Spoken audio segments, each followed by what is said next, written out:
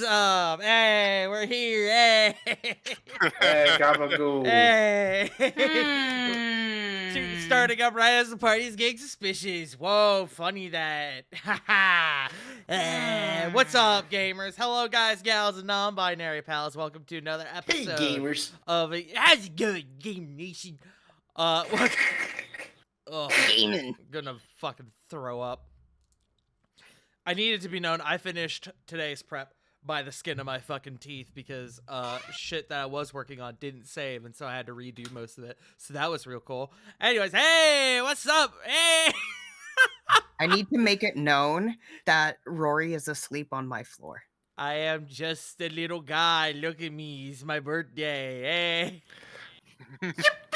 Yippee! Hello, my friends. I am your humble, dumble master for the evening, the one and only Puting Pastry, Ziphotic Tot, joined by my crew of intrepid adventurers. We have a full house tonight, as we have been for this arc, with Punkyard Dog, CG, Joe Mojo, JFrost747, and Wicked River 97. Let's go ahead and get our test rolls going. I'm itching to get into tonight. For no reason in particular, smile. 12. Tres. 15. 14.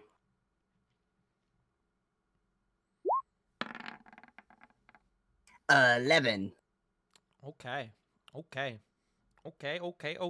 If Joe had gotten a 13 instead of that 3, we would have had the straight. But I'm We gay. technically have. We can I was gonna say, add we the technically one have onto 3 it. straights. Well, we wouldn't have gotten it because we didn't have a 12. Right? No, there's the 12. Never mind. Ignore me. My eyes suck. Thank you for the one person who laughed. I thought it was I was funny. eating Rex. I didn't hear you. I was making a straight joke of my own. You're... Well, to be fair, there's only very few... 3. Like, Straight men aren't half funny. of You us can't are- joke. Half of the group is straight. Half. Alrighty, gamers. It's time for some music. Ba-bam! I'm kidding. I love you, straight people.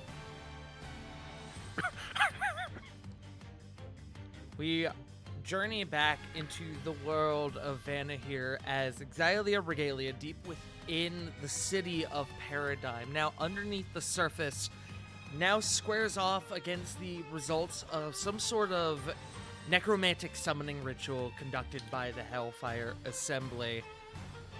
We're going to get straight into it. We're going to jump back onto our map. We are back at the top of the round 71.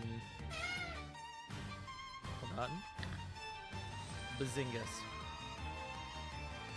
Back at the top of the round, as your group has begun to square off against the forces down here, the large armored figure sitting at the end of the corridor has now begun to stand and move with a sword in hand. Almost, its movements almost resembling that of a puppet. Meanwhile, around you, the sounds of the dead and the clawing of nails on stone and wood echo in the chamber around you. We're back up at the top of the round. We start with Flit. Flit sees armor. Flit knows exactly what to do. Oh, wait. Maybe not. I'm running a little low there.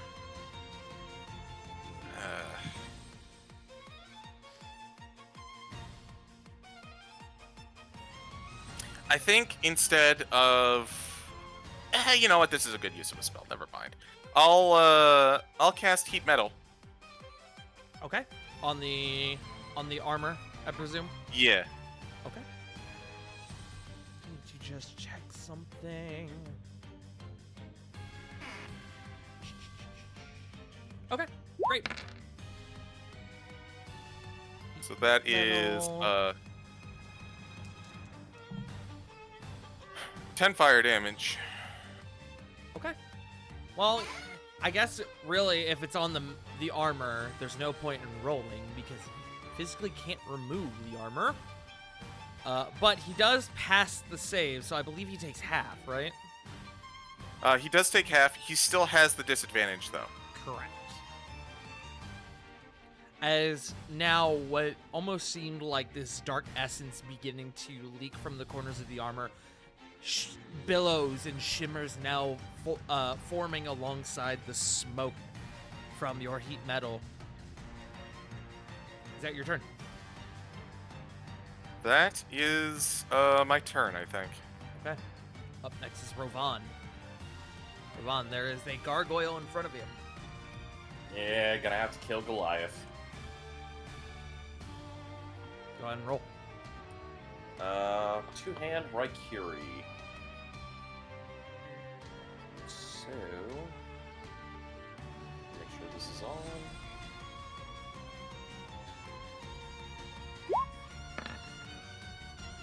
Uh, 27? That will hit. Do you want me to roll the second attack? Go ahead and roll damage on the first. Okay. It's a gargoyle, so it's not impossible for you to kill him in one strike. 12 slashing, 10 lightning, 3 radiant. Okay, I will need that second strike. Okay. You do lop off its arm with the first strike, though, doing massive Nice. amounts of damage to it. 34. You don't need to roll damage on the second one, but Oh. that's okay. As with the second strike, it buckles, it falls to the ground, and shatters along the cobblestone. Okay. That thing's dead. Ron is going to, for the first time, tactically withdraw. Okay. 5, 10, 15, 20. As you reach this spot here, Rovan, hold on. As you reach this spot here, a gnarled, rotting hand breaks through the door and attempts to grab you. It's gonna be fine. I need you to make me a strength save. I know. Strength I know. save. Okay. I'm not proficient. Oh at no, this, his but worst stat. I know. I'm not proficient, guys, so I might not make it. Oh no. Oh no. 22. Yeah. As it reaches out to grab you, and it manages to actually grab hold of you, but you are so strong and cool and handsome that you honestly just kind of keep going, and its hand actually comes off the rest of the arm and goes with you. Ugh. Disgusting. I'm going to, for the sake of this, I'm going to open this door, but only for the sake of you knowing that there's now a creature in there. Alright, forgive me, I'm trying to remember how much movement I've already used. I believe it was 25. Alright. 30, 35, 40. I'm kind of just hanging back here. Okay. Is that your turn? Yes. Alright. That brings us to Cedric. Cedric, in this moment, needs to make a wisdom save for the spirit guardians that he's currently within. Ooh, not. Oh, wait. He has advantage. Hold on. Actually, yeah, because it's the start of his turn, so he would get that back. There we go. So he shall take half. Where the fuck are my d8s? There they are. Oh wow! It's a good thing that he passed, because that was a high roll on the damage. That is 22 down to 11.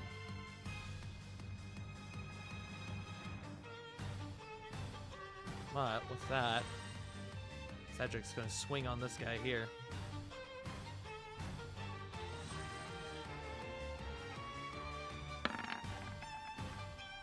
He doesn't get the advantage on the first strike because he had to use it for the wisdom save. But go ahead and roll 2 here. 15, 10. What is that? That's 42, I think. 32? Hold on. Math is hard. 25, yeah, 42. So we'll need the last one. Oh. He carves into this man, and it isn't long before the man casting one of the Spirit Guardians goes down, one of the invokers.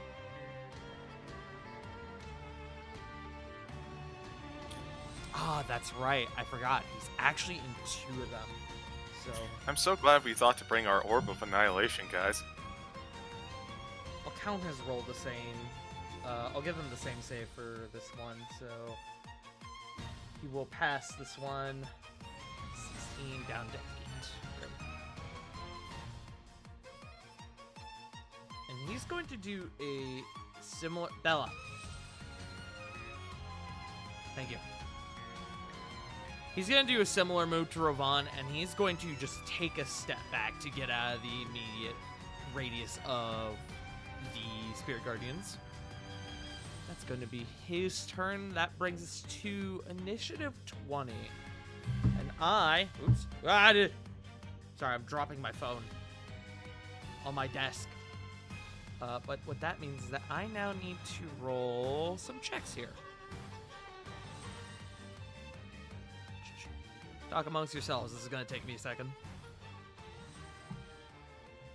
Oh, that wall of Spirit Guardians was no bueno. It's basically just like a giant blender worth of necrotic spirits and shit. Ugh. As we get to this point, the doors around you begin to suffer massive damage as a few of the creatures within are able to break their confinements and enter initiative. Bazingus. Bazingus.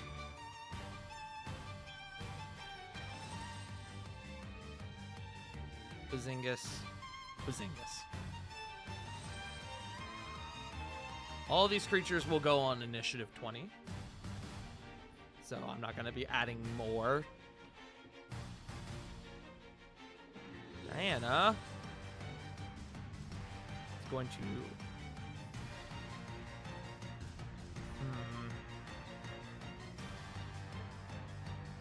I need to check something with this ability. Can this go through walls that can see or hear you?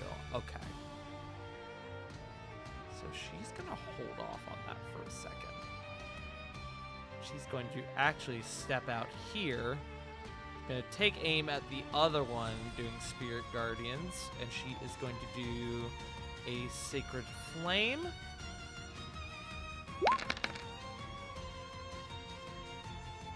So, let's see. He does fail. Excellent. So, 12 to him, and then let's make a Constitution saving throw. He does pass, so the Spirit Guardians does stay up. And Diana's going to duck back behind the corner. That brings us to Corbin.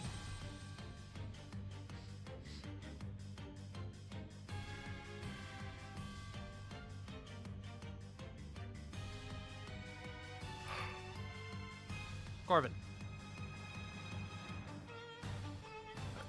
They are muted at the moment.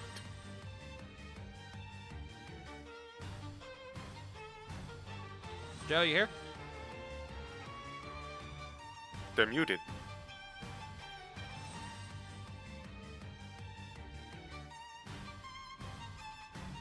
I am so sorry. I'm here. It is your turn.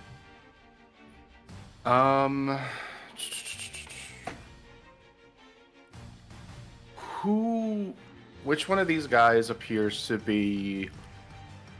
Is there like a? Is it obvious which one's using Spirit Guardians? It would be this one down here. Cool. I like the bonus action Vicious Mockery on that guy. Okay. Widom. Oh, that's a 2 on the die. That's a failure. So, Up. 11 damage. Disadvantage on his next thingy. And then concentration check. It's only. Yeah, I was gonna say it's only on attack rolls. Need to see what your modifier is, my friend.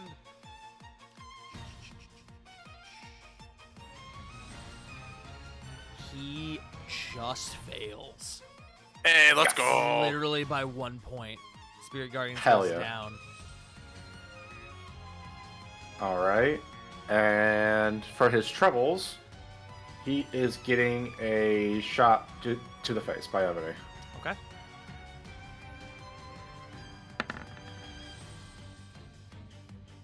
$15? 15, unfortunately, is just short. As Ah. he radiates, as the shot rings towards him, it connects with this almost invisible, very, very slightly translucent shimmer that coats his body. You identify it as mage armor. Oh. Okay. Well, scooching down towards over here, that is gonna have to be turned. Okay. Brings us to the invokers.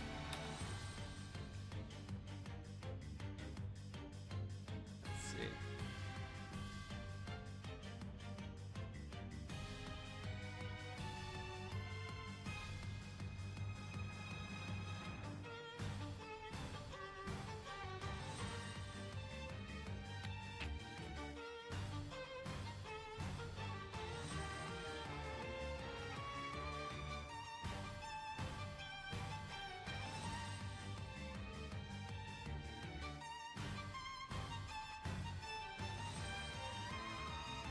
Sorry, I'm just reading. Give me a second.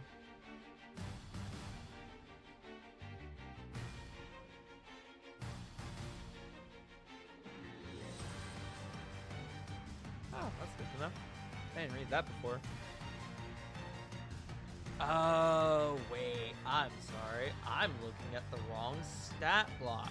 That's why this is different than I remember. Hee hee hoo hoo. Okay. Yes, this is what I'm more familiar with.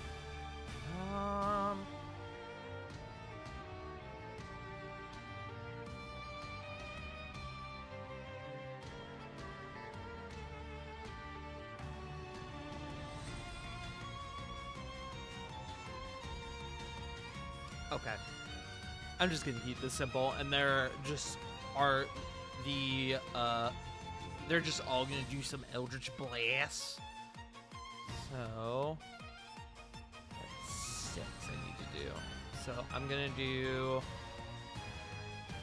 2 at Lily from the first one. That is a 9 to hit, and then what's your modifier? And then a 24 to hit on that second one, Lily. The 24 will hit. Understood. That is going to be 9 force damage to you, Lily. And I'm gonna do 2 on Flit from the second. 21 to hit you, Flit, and then an 11. That 21 will hit. That is 7 force damage to you, Flit, and then the one on the bottom is going to do 2 at Corvin. The first is going to have disadvantage. Well, disadvantage don't mean shit when you roll 15s on both sides. But the second... Okay, the second's a 14. So, 1 hit to all 3, as I believe a 22 will hit you, Corvin. Yeah. That is 14 damage to you, Corbin. Not terrible. That is going to be them. They are going to hold their ground. They don't got many places to go. Albastrom is going to start tearing into the gargoyle before him. All right, Albastrom, how are we feeling today, my friend? Not good. Apparently, that's a 9 to hit. As Albastrom goes to swipe at the gargoyle, but the gargoyle hovering is able to just barely get out of the way, kind of almost like a mosquito sort of thing. You're trying to swat at a fly, it's not working. That brings us to Lily. Lily's just gonna go for the closest one she sees, so this guy, I guess. Oh, you know, I forgot that guy was there. We'll say that he was holding his action. Because I'm an idiot. Give me a second. As you run up on him, Lily, he is going to cast. He's going to cast Booming Blade upon you. We'll see how well this works out for him. What the fuck is that? It's cantrip. He also misses wildly, so ignore it. As you walk up on him, he conjures this spectral blade almost like of pure force and goes to swing at you, but aims way too high, completely misses you. Yeah, joke's on y'all. I'm fucking short. Yeah, you are. The only time I'll accept it. Kill him. Lily's gonna stab. Kill him. Good and proper.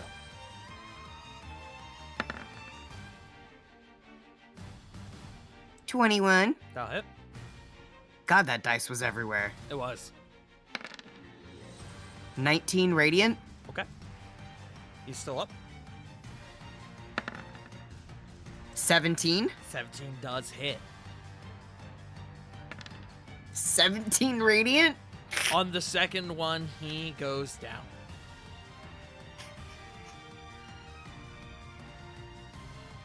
Lily just kind of brushes it off.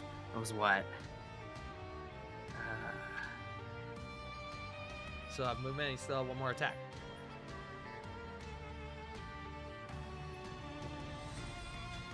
Sorry. Yeah, Lily will be fine. Lily's gonna do a stab on the one in front of her. This one. Go for it. Oh, that reminds me, I need to take that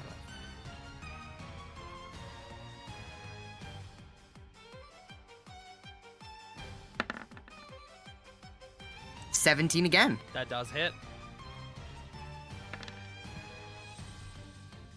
18 damage. He is very much hurting, but he is still hanging in there. Is that your turn? That is my turn. Okay. Come to the mysterious figure that has now entered the battle. Let me take a look at this.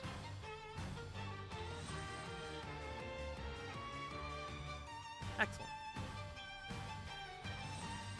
Lily, you're the closest to him. You watch as he begins to move forward, and he seems to stop at the body of the summoner, the one who conjured him moments ago. And you watch as he, in one swift motion with a lot of force, brings his foot up and brings it down upon the head of this individual on the ground. There's a thick crunch as the mask gets buried into the head, into the facial cavity of this individual. And he's going to look forward. He's going to take aim at the most centered individual in this room, which would be Corey. Whoops. Lily, you watch as he begins to, with this sort of puppet-like movement, raise a hand, and a orb of almost like swirling magma forms in his hand as the Death Knight is going to use his Hellfire Orb ability. Uh-oh. I need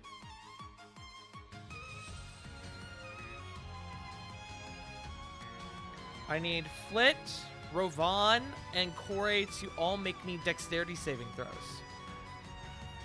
Okay. Hate to ask this start. Magic, please. It says magical in the description, so yes. Copy that. I don't like this. I don't either. 7. Damn it, too far away. 19. I don't think I can use wheel on me. 18? 19? You can if you want, but I'll tell you right now, it won't matter with that low of a roll. Yeah.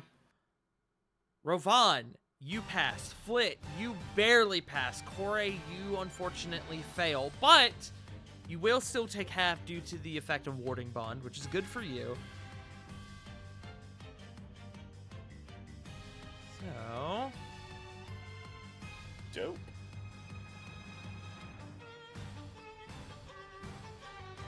this is going to be a time. Give me a second.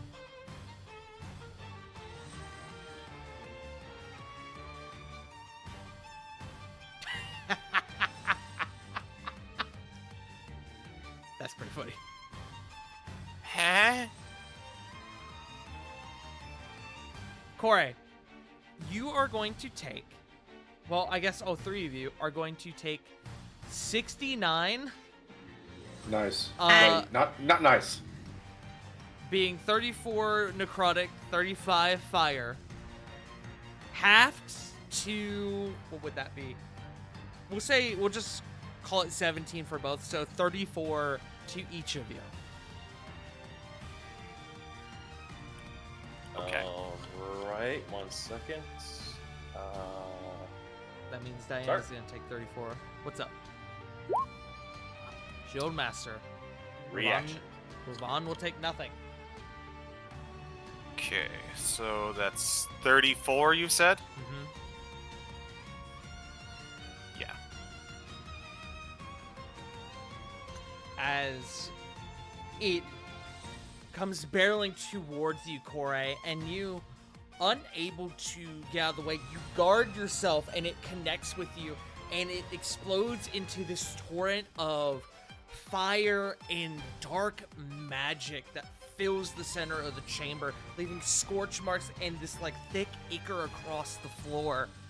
And Corey, it burns up your forearms, but thankfully, due to your warding bond, your injuries will likely not be lasting. It would have been extremely bad, though, had you not had that warding bond on. Yeah.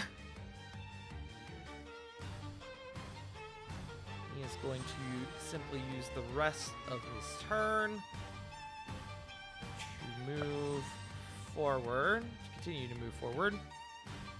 I have 2 points of note. What's up? First off, heat metal goes down, which really annoys me because I only had the 1 second level. Understood. Number 2, does it catch these other guys? Like this guy right here? That would be a good point. It sure does. I'm gonna say that based on some of them being in cover, it's going to mainly affect this zombie here, who is going to immediately burn away. No chance, huh? No, even if he were to pass, he's a standard zombie. Well, actually, hold on. I guess he has undead fortitude. Hold on. We'll roll it for shits and giggles. Constitution saving throw. Oh no, there's no chance. DC of 5 plus the damage taken. He's just got to roll a casual, like 39, and that's on a save. However, the Bone Claw. Let's see, Mr. Bone Claw. You do have a chance to pass this.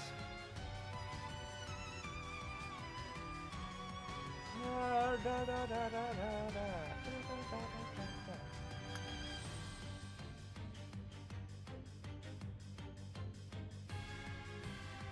he does have no resistance to necrotic. I'll need to take that into account. But dexterity saving throw, he does still fail.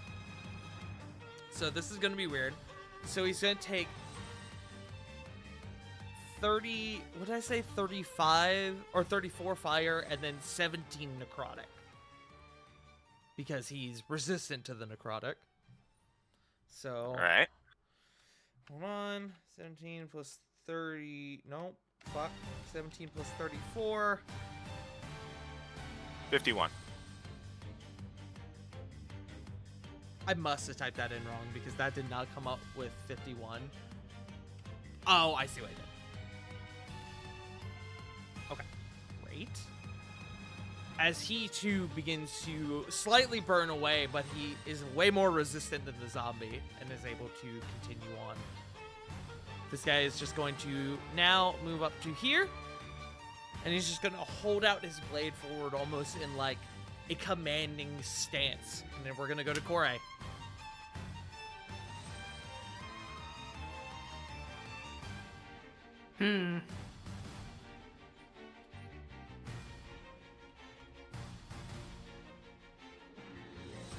So the fucker who shot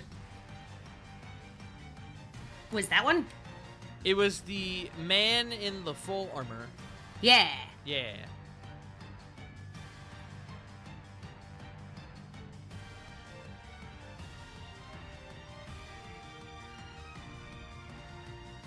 Can I do guiding bolt from here? Yeah, you should. You should be able to.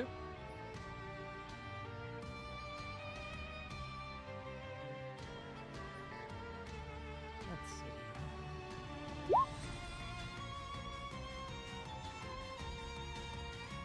Okay. Yeah, it's definitely 120 feet. Okay.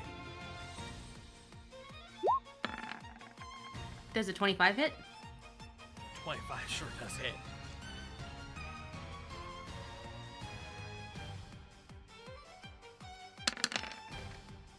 $19 radiant damage to the face. Nice. Smith. Shillelagh, just in case. Chill, just in case.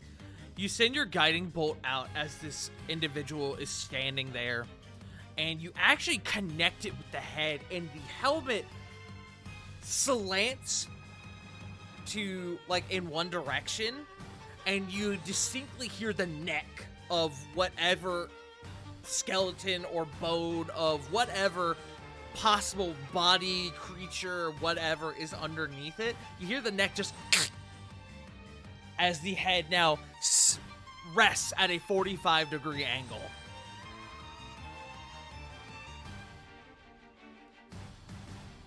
Toin! Coin? That's my toin. Okay. That brings us to the gargoyle, who is going to continue his onslaught on Alabastrum. I need a Bazingus. Okay, one bite, one claw. Both of those will hit Alabastrum.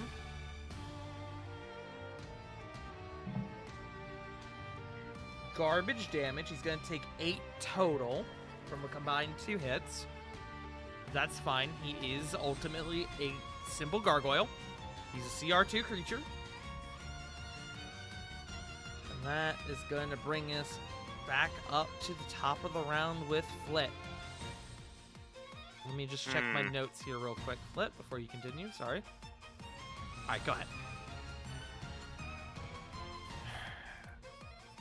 I don't like that. I really don't like being next to this stupid thing, I'll say that. Nope. Well, I thought of something stupid I could do. Are these like doors or like they being broken out and breaking down? They are actively being broken down by some of them. You're not sure which ones have the capacity to understand that they can just open the doors, but or which ones even have creatures behind them, as it seems to be almost sporadic. But for the most part, yes, they are breaking down the doors. Well, not the biggest fan of doing this, but I think we've officially upgraded into spending resources territory. Split is going to see this, see what's going on, see all the nonsense up top, and see that we're about to be surrounded. So I would like to wild shape. Going to wild shape. Okay, what are you wild shaping into? I think I'm going to use something that I haven't before. It has a tough to say name. It's called, I think it's, the G is silent. It's a Bahali. It is basically a desert crocodile that has camouflage. Do you mind sending it to me? Sure. You should already have it. You did get the okay to I it. see it. I see it. Okay. Wait, maybe I don't. I could also just go into a dire grizzly if you're fine with that. If you just want to send me the stat block for what you're using, if that's okay. Let me just double check to make sure.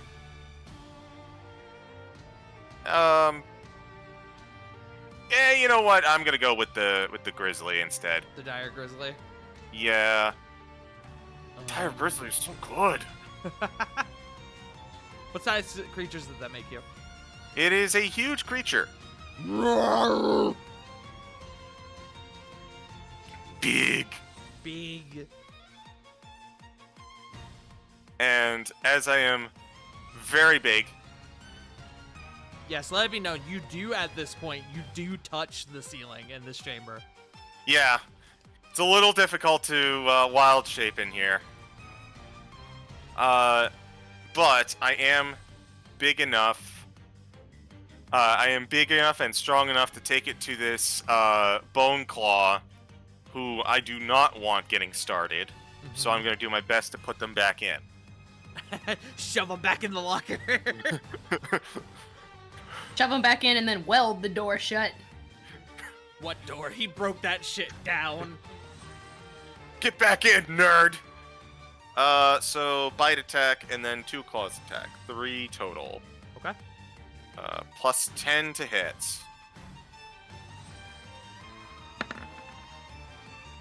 Oh! Nat 20 on the Whoa. second claw, I think.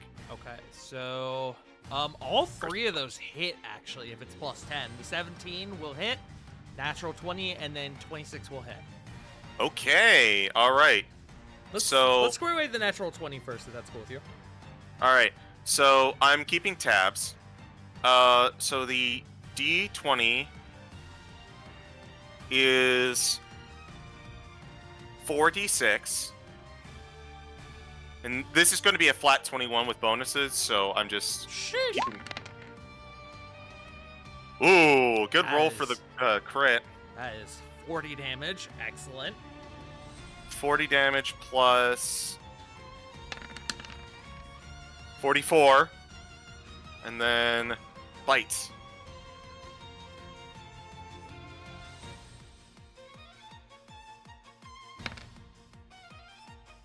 Oh, that need one more. So that's 50 damage. Damn. And as an added bonus, I need him to make a strength save. Wasn't there a third attack in there? Yes. It was. Oh, is it 1d8 each? No, it's 2d8, but I accidentally hit 1d8 the first time. So it was a crit was 4d6. The second was 2 more d6, and it should have been another 2d8, but Oh, I see. Okay. and then a flat 21 boost because of proficiency. Yes. What is the DC he is attempting to beat? 18. 18. He gets a dirty 20. All right, so he's not knocked prone, but He's kind of Flip's gonna shoved up spin. against the wall, so that makes Yeah. sense. As Flit just mauls this thing before it has a chance to move. It's like a dog getting into a Pringles container. Yeah. Hey, is that your turn? That is my turn. Just realized I didn't have the turn order up on the other monitor. Sorry, chat. That brings us to Rovan. Rovan, you were thankfully able to throw up your shield in response to that Hellfire Orb that went forward. Some shit's going down, and Flit is now big. Okay, gonna peek on out. Take a look and see everything that's going on.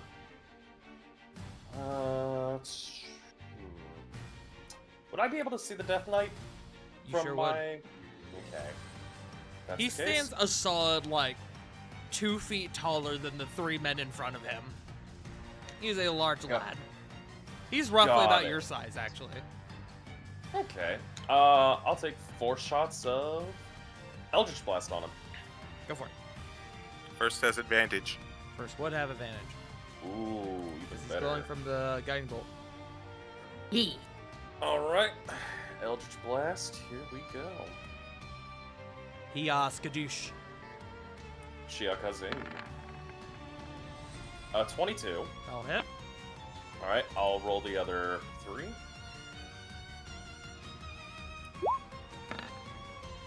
25. Okay. 24. Okay. And a 20. All those hit, the 20 just barely. All right. Here's the damage. First one up, and this will be force damage.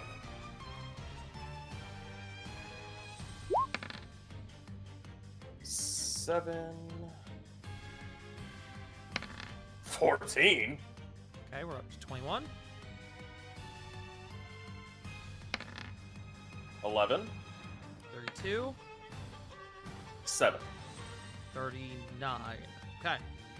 As you send out these cascading shots towards him, he do, and you see with each hit a dent is made in the armor, and you hear underneath it more and more bones cracking, but he slumps backwards ever so slightly like a puppet and then straightens back up.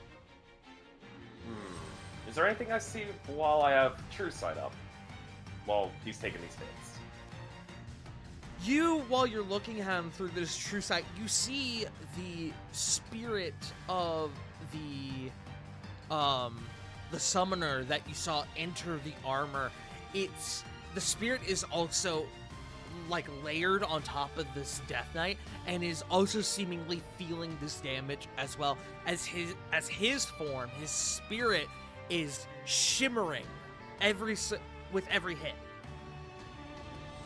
Interesting. Ravan's I'll gonna let yell you out, make an Arcana check if you want. I'm gonna say disadvantage because you don't know anything about what's going on here, but you can make an educated guess. Yeah, I'll take a crack at it. I mean, it's a 0. What do I have to lose? Right. An 8. You know what? That's still better than I expected. You're unsure, but that's probably a good thing for you. He'll just go, okay, I'll take that. And he'll look and yell out, Diana, do you have anything that can clear out all these undead? We'll get swarmed in a bit. Already on it. Thank you, you're the best. And There she is! back in and right here. As you're standing there, you look back at that door that had the zombie in it that tried to grab you, and it's still now flailing its stump of an arm, basically from the elbow back, just out there, just. Oh, talk about being disarmed. Negative disadvantage on your next attack. Boo! Negative advantage, also known as disadvantage. No regrets. We're gonna come to Cedric. who, now that the Spirit Guardians is down, is going to push the offensive. And he is going to go through this man. He's going to square up with the Death Knight.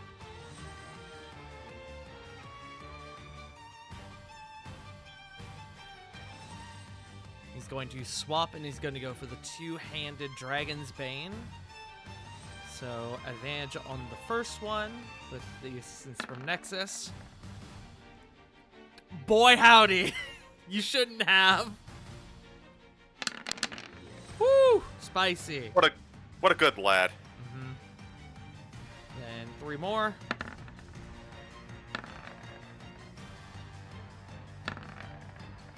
Okay. So, I need to just check something. Okay. So, the first one, Cedric comes in and does this heavy cleaving strike, cutting into the armor of the Death Knight.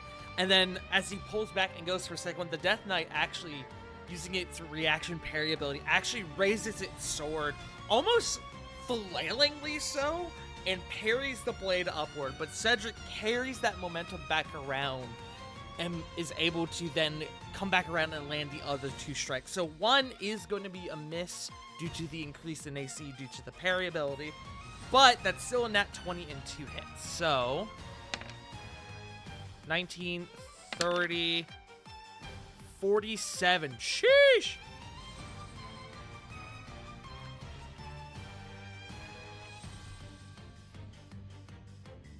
Okay. Death Knight still up. He definitely felt that, though.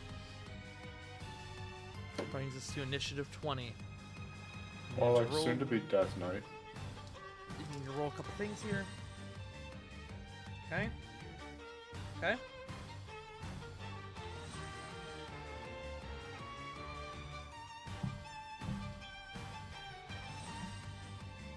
Excellent.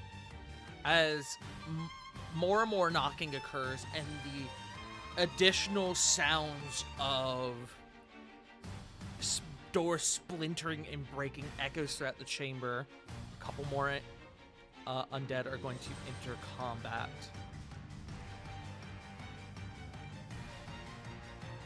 Move on. This zombie next to you actually manages to fully break open the door, as now able to exit that room. Oh wow, you actually could break through. Meanwhile, I need to roll to see if these guys can get out again. One of them does, as this door opens, as another white holding an axe is able to carve open the door. And then, real glad I did the tracking on this, the additional tracking.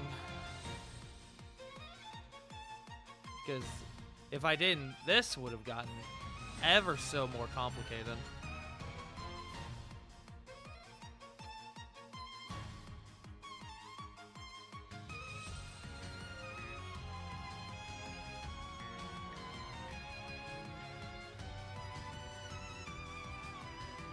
So, let's see.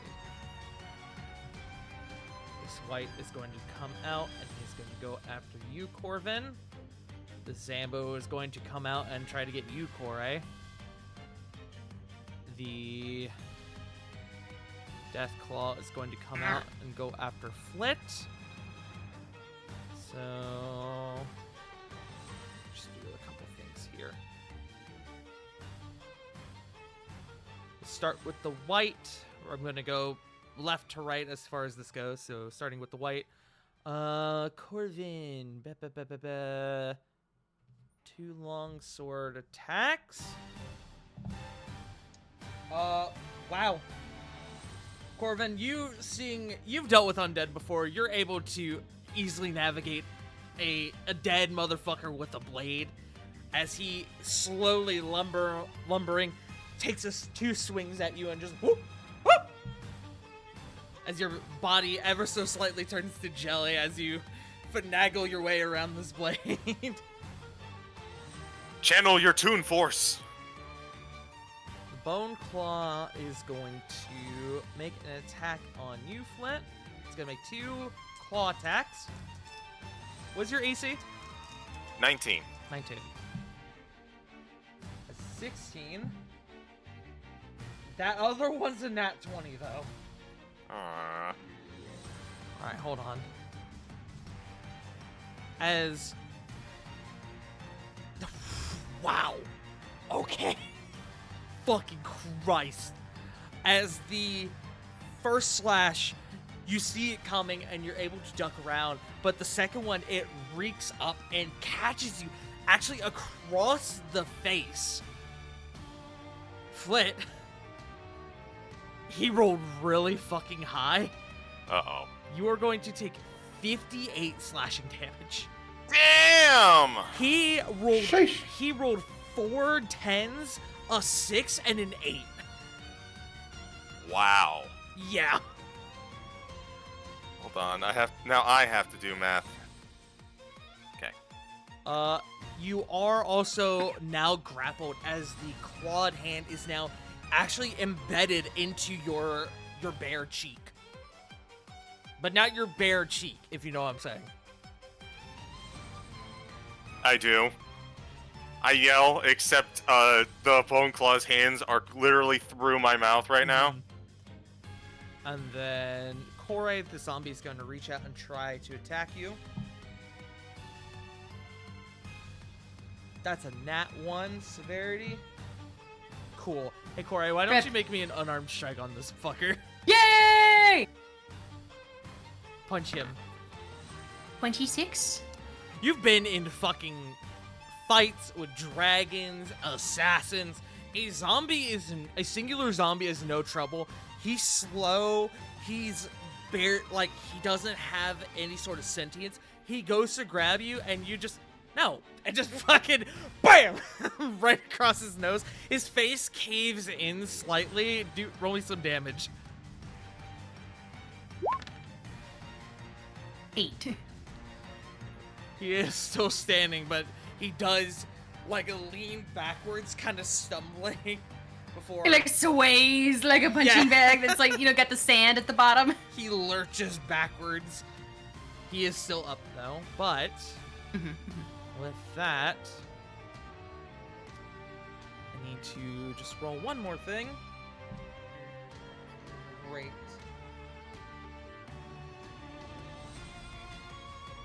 As Rovan, you look behind you as an acolyte seemingly catches you and goes, "Ah! Ah!" as he pulls his blade on you.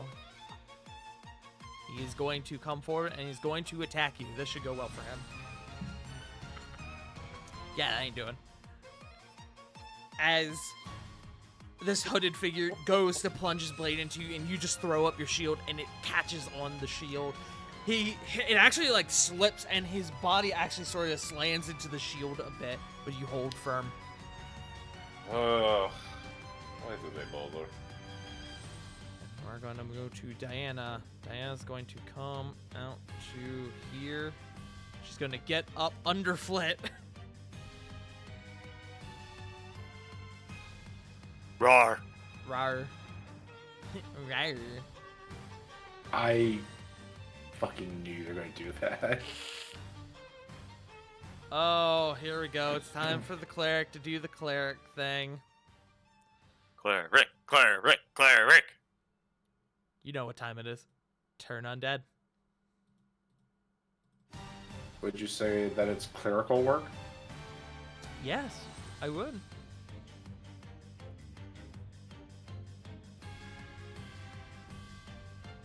As Diana lets out a prayer, a call to the gods above.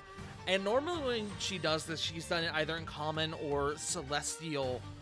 But in this situation, it's different. It actually comes out as what you guys have heard several times before, as that ancient Illyrian language, the forebearer language that you guys have been sort of beginning to catch glimpses of throughout your more recent adventures. And the zombies are going to immediately burn up. Corey, this one in front of you, as it bursts open in a small column of light, and you Then the whites. I need to double check destroy undead. Okay, great. So white.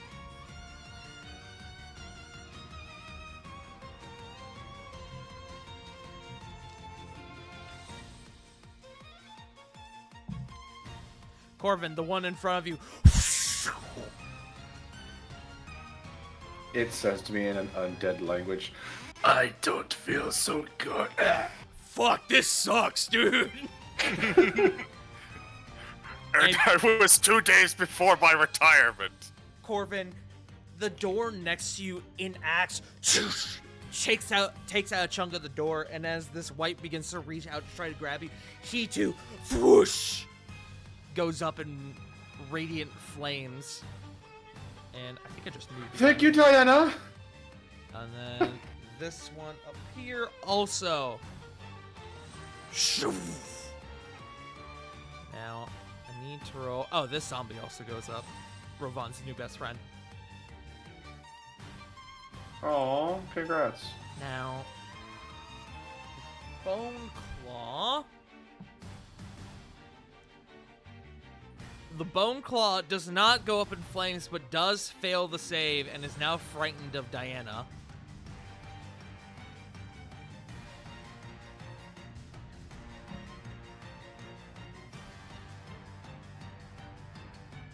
Okay. And that's one.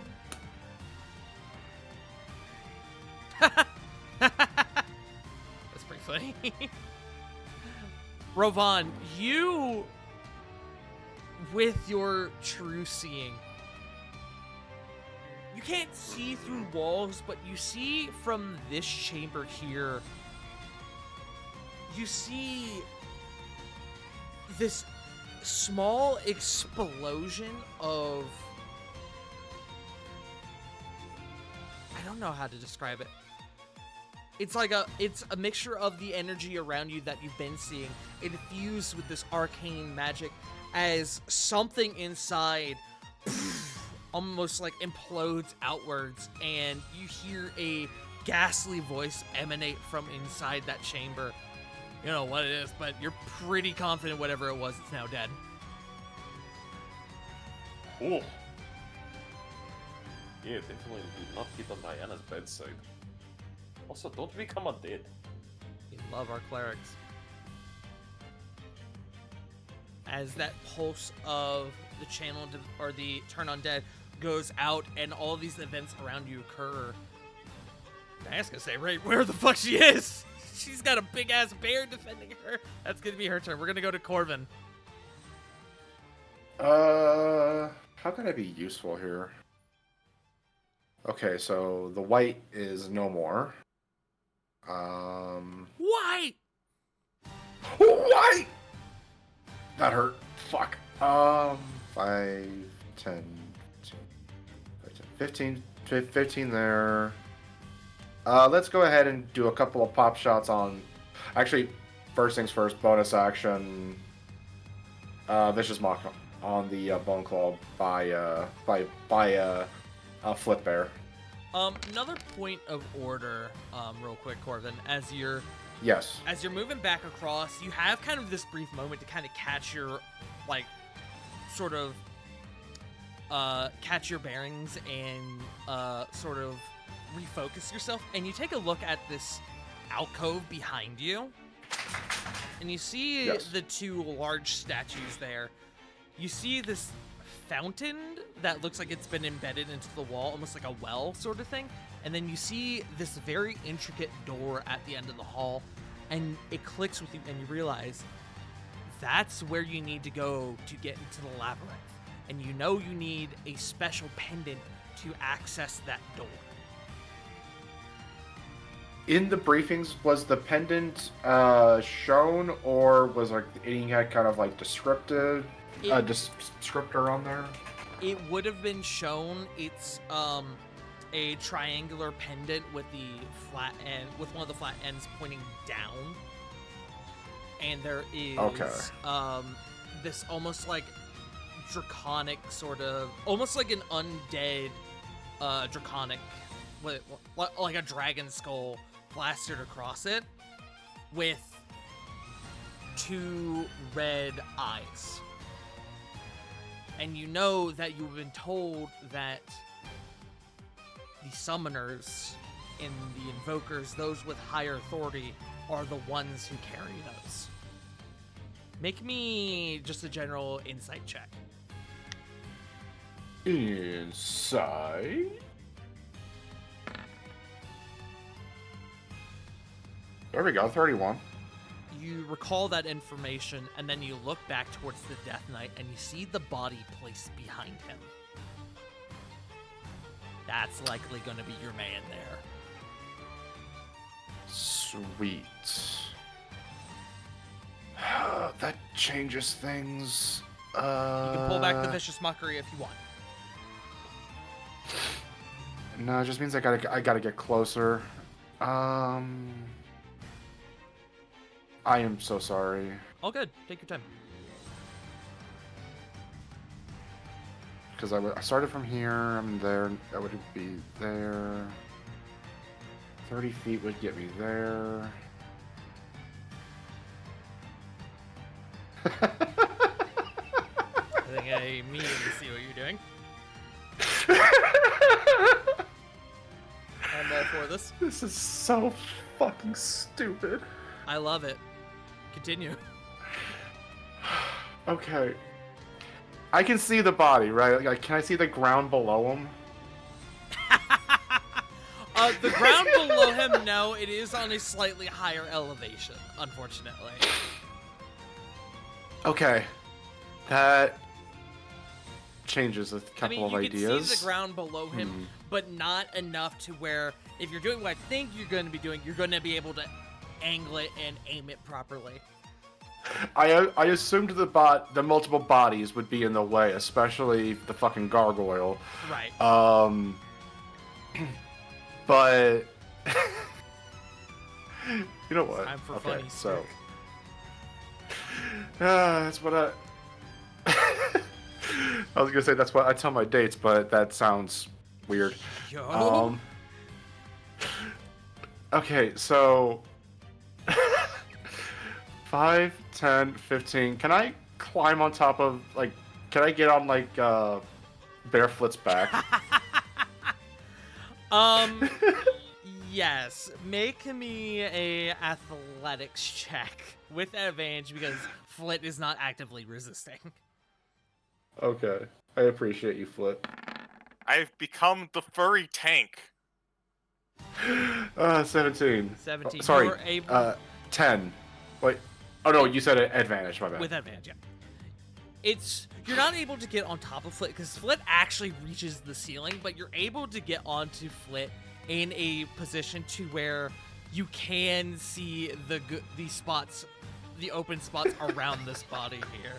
I'm gonna go ahead Okay. and just Yeah, please, and thank you. One below him, and the next one, let's one put it below like him? up. Oh, even better. Yeah, and put the blue one against this wall, if you do not mind, sir. Against the wall. Okay. Yeah. It's gonna be The blue. Give him the blue. A sharpshooting sidewinder. This is so fucking stupid. I don't know what the As fuck is wrong with me.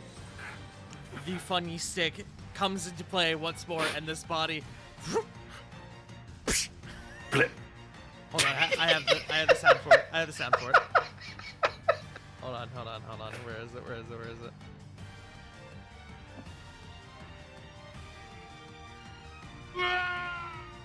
That's the wrong one. Hold on. There it is. It's quiet, but hold on. Let me turn it up a bit. Missing permissions. Fuck you. This is. Anyways, But yeah, it empties out. Now Yamcha posed on the floor. So 5, 10, 15. Would that have taken me 5 feet to get onto Flit's haunch or something? It would have been 10 feet to get up to a position where you could easily do Okay. your step. So 25. I'd like to use my. So 10 feet up, 10 feet back down. So I'll be 35. I'll just put myself right there if you don't mind for the full 40. That's fine. Excellent. And then bonus action, insult this man. Okay.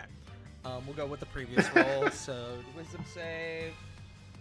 That's a good roll, but that's still not going to do it.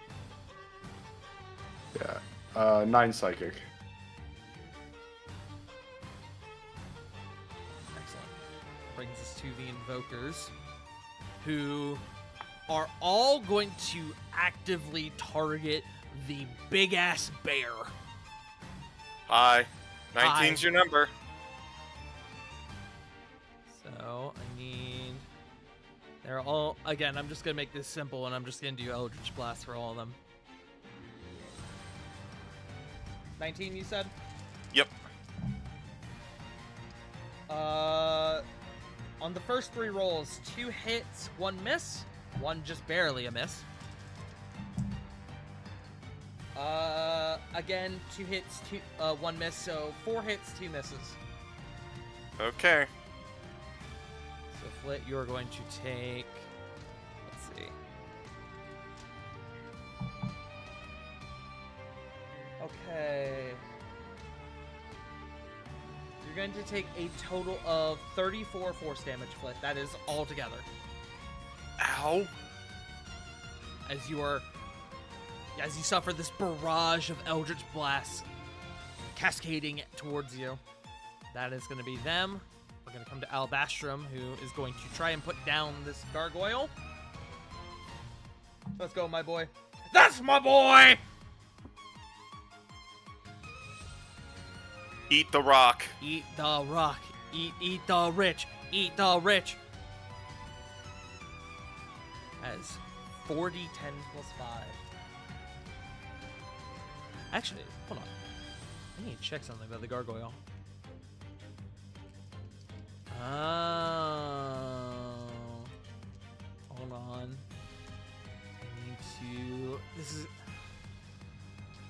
an interesting circumstance from Albastrum, because technically Albastrum was brought here via a spell, but that spell has since faded. So I'm going to say, in terms of this, his attacks do not count as magical, meaning that the gargoyle does have resistance against him. But 4d10 is still 4d10. Oh, Jesus. 2 9s, an 8, and a 10. Sheesh!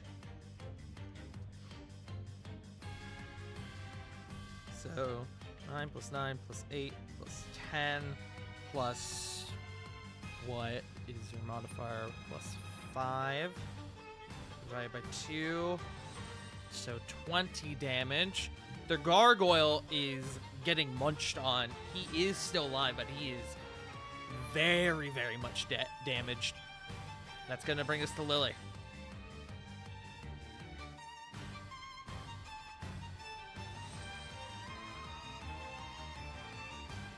Lily. Sorry, Bird was talking to me. She awakens.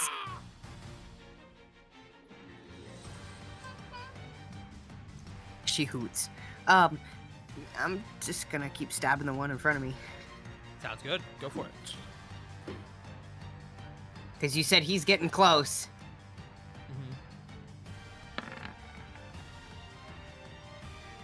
21.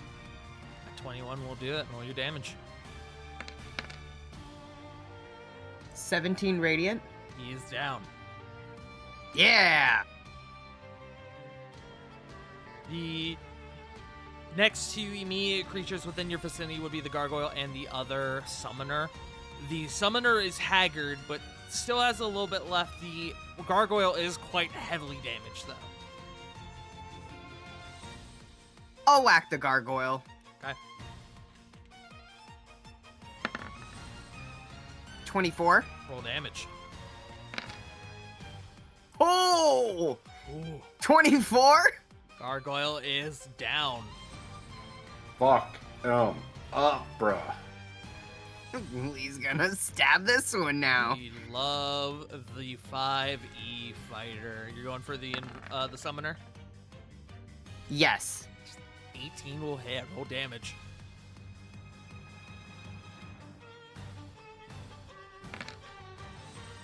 $16 radiant. 16 radiant. He is still up, but he's not doing well. Is that your turn? That is my turn. Okay. We come to the Death Knight, who is being descended upon by Cedric, so that's going to take his priority, but he is a wise individual. He would be smart about this.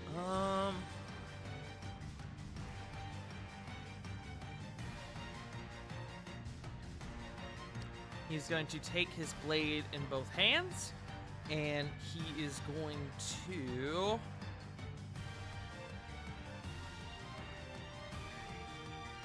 He is going to use bonus action to cast Staggering Smite.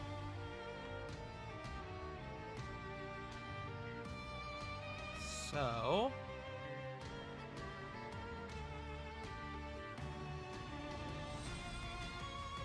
Let's see. 3 attacks. That first one will hit with a 25. So, let's do this first.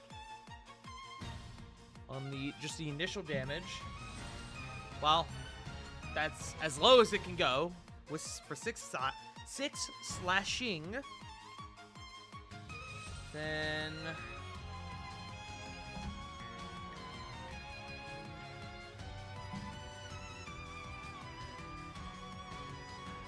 18 necrotic damage on top of it. So 24 damage to Cedric, and then with the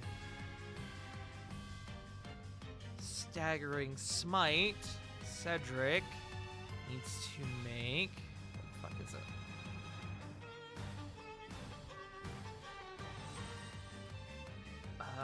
Okay, so the damage is just on top of it. So 4d6.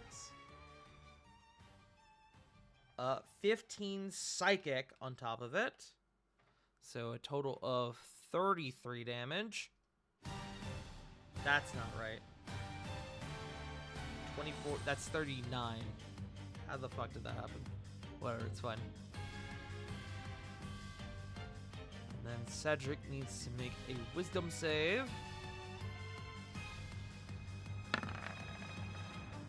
14. Cedric unfortunately does not pass. Cedric now has disadvantage on attack rolls and ability checks and cannot use reactions until the end of his next turn. Whoa, that's rough. Yeah, Staggering Smite is rough. And that's the first attack. Hold on, actually. Let me go with this. No, that makes it seem like he's been knocked down. I'll go with what I had before. 2 more attacks from the Death Knight. That one is a 19. That's not gonna hit. That last one, though, is a dirty 20, which does not hit. Cedric actually, after taking that first massive blow, immediately goes on the defensive and begins to focus on parrying the blades as opposed to trying to go for some sort of counter. As the Death Knight, we come up to Kore.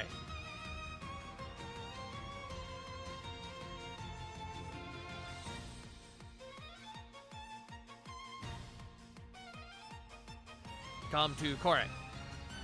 Yes.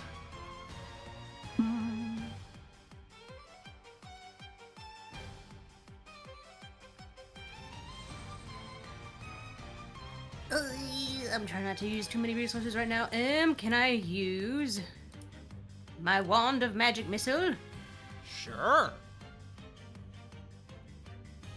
Cock the Directed at machine gun. Hoomst. Can I do 3 charges? Let's The see. 3 guys near Cedric and Lily. So that would bring it up to a 3rd level magic missile. Okay, understood. So which one? This one? Or the Death The Knight? 3. Yeah, 1 for each. Oh. Well, magic missile gets an additional missile with each level, so that would be what? 5 missiles, I believe?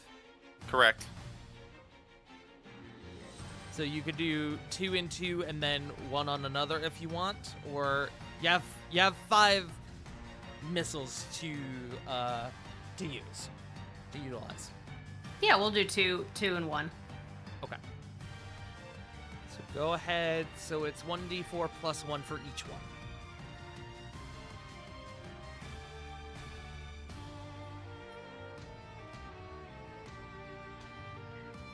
So go ahead and roll that Zamaj. So am I putting that in as roll 3d4 plus 1?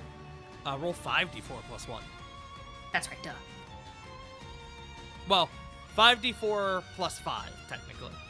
Because it's 1d4 plus 1 for each.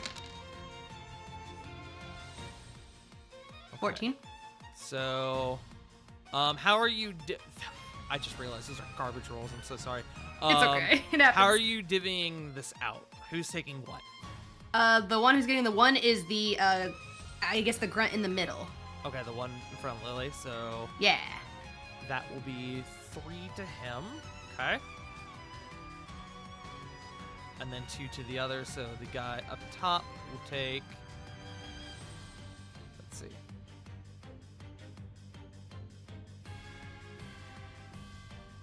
My brain is not working. He will take... My brain is not working. He will take 6. That was simple math I just couldn't do. And then the Death Knight will take 5. Understood. Okay. That is your action. I don't think I can use my bonus action. So she'll just turn. Okay. Gargoyle's gone. I'm going to remove him. That brings us back up to the top. Flit. Hold on, I'm going to circle it one more time since it didn't register because of that weirdness. Back up at the top. Flit, you are a bear. I am very much a bear. This Deathclaw in front of me. Does it look like Turn Undead has kept it under control? Do I need to worry about it? Please, for the love of God, say Bone Claw. You're going to give me PTSD if you say Death Claw. Oh, Bone Claw. Shout out to my Fallout fans. What was your question? I'm so sorry. Basically, I'm just wondering if the Turn Undead, has him contained right now. Or if he's back in He is action. fearful of Diana. Okay, so he'll probably still attack me then. Well, I mean, he beat the shit out of me. I think it's only fair I beat the shit out of him. Get him. Go ahead and, for my sake, do one attack at a time. So that's Bring an his 18. neck. Beat him up. Bring That'll his hit. So this will be a D8 plus 7, or 2D8 plus 7. D8 plus 7. Okay. So that's 19 on him. He had 17 left. Hey, let's go. Is that a claw attack? It is a bite attack. Is a bite attack.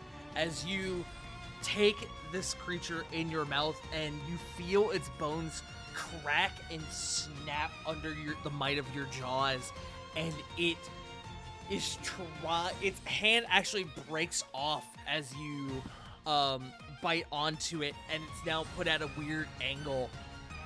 And its hand is still, now embedded in your face, but the creature itself is detached from the hand and is crushed in your jaws before being discarded onto the floor. Yes, yeah. Yes. Wise guy coming at me like he's some sort of tough guy. Yeah. Dumb bitch. No, my protection.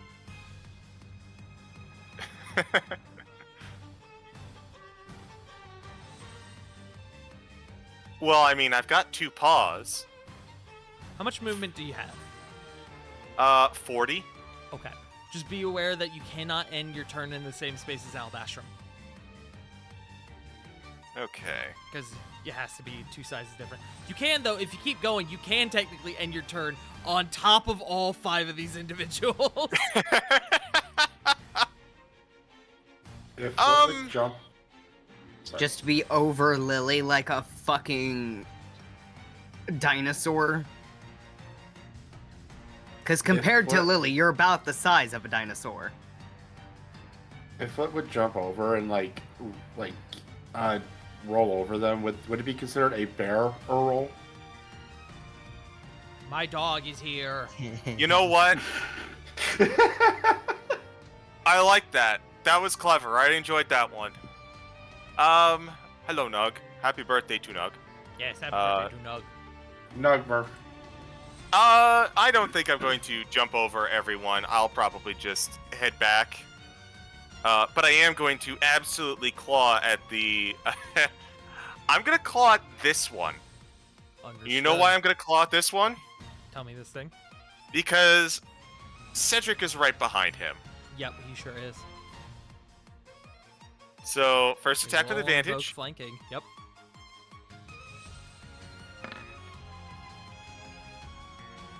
That is a 27. Okay, that hits. As you can imagine. So that is 13. Okay.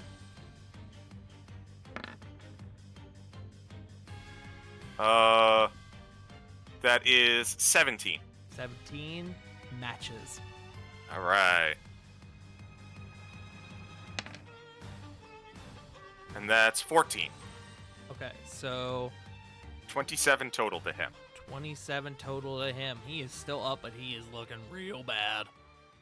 And now I'm going to dip back if anyone wants to hit me with an op attack.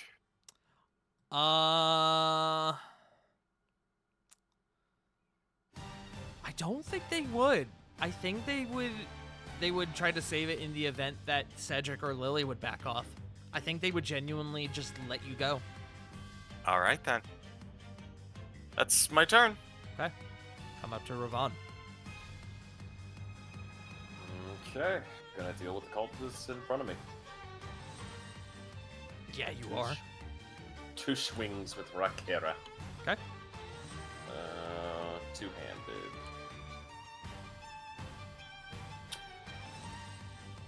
First attack. 25. 25 hits. Roll your damage. 17 slashing, 6 lightning, 8 radiant. He goes down. Damn! He's a grunt. The acolytes are not very strong, as you can imagine. Okay. Just gonna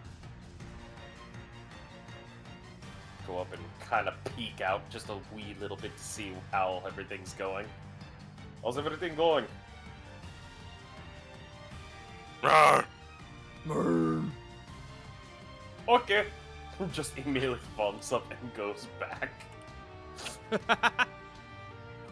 Alright. And turn.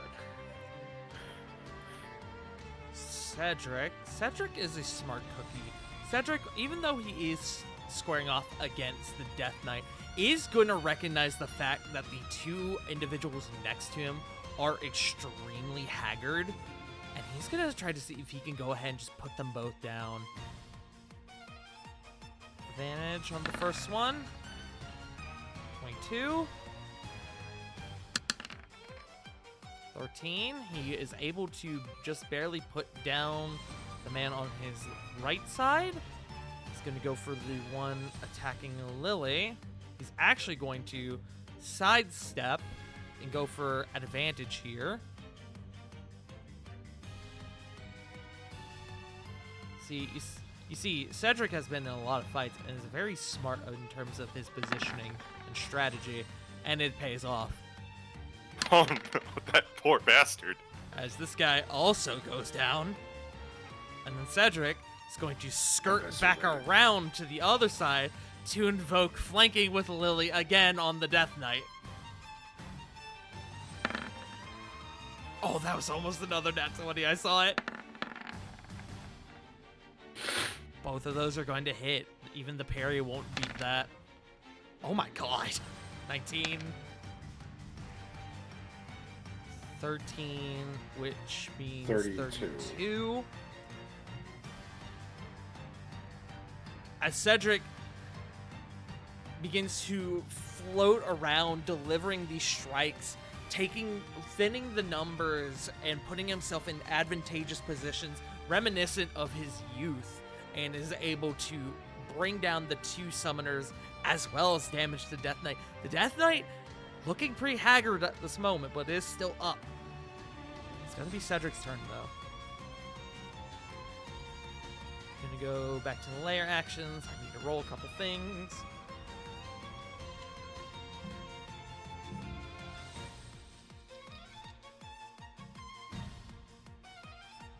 Okay, none of them break out. Interesting.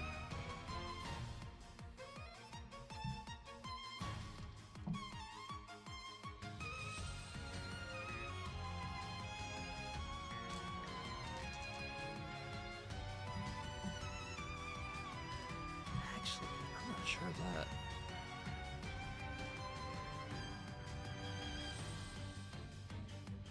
Okay.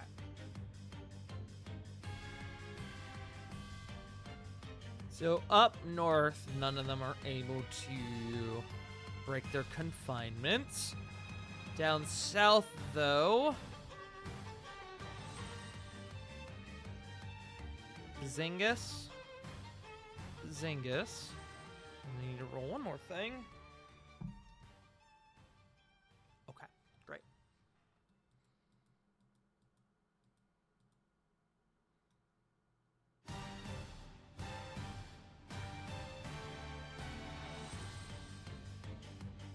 They would use their action to dash, and this guy is going to come up to here. He's going to see Rovan, and he's going to go up to square off with Rovan. This guy is going to be in hot pursuit. Some more acolytes enter the fray. And then, unbeknownst to y'all, Corvin, the fear of God is put into you a little bit as you turn around and you see another Bone Claw exit from around the corner. Oh, what the fuck? Wait. Oh, I need my emotional support there. Ah, great. And then Rovan, down over here, you see the breaking of a door as what seemingly looks like a woman, but upon further investigation, you notice definitely has discolored eyes and a fanged maw breaks open the door there. Ooh.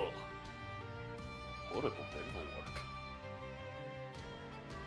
That's gonna bring us to Diana, who is definitely going to see that Bone Claw and definitely does not like it.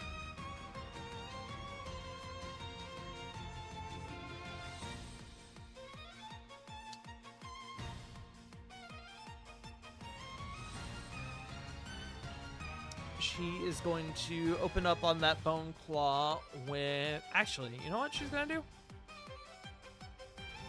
She's going to come up here, Corvin. She's going to do an old favorite, Spirit Guardians. Yay, I love Spirit Guardians. Not great damage, but damage is not fully the point in this circumstance.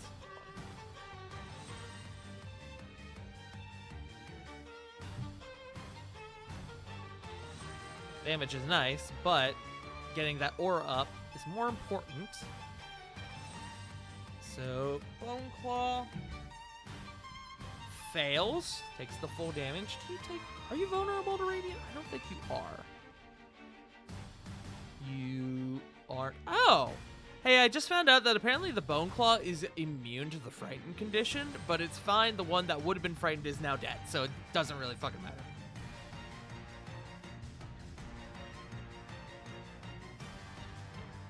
Then it also catches the 2 acolytes down by Rovan, who That was weird. They both rolled 16s, meaning they just barely passed the save.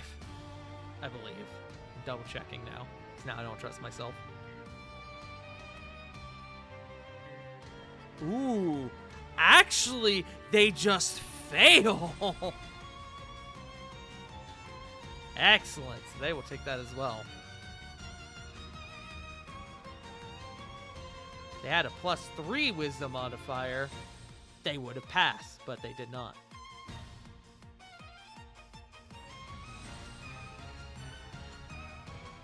Oh, wait, no, they do pass. I'm sorry. I was looking at their modifier, not the save. They pass it with a little despair, even. Well, that is going to be Diana's turn. She forms up this defensive barrier around you and her, Corvin, and even Koray in this matter. And we're going to go to Corvin. Okay. Unfortunately, I might have to break the defense a little.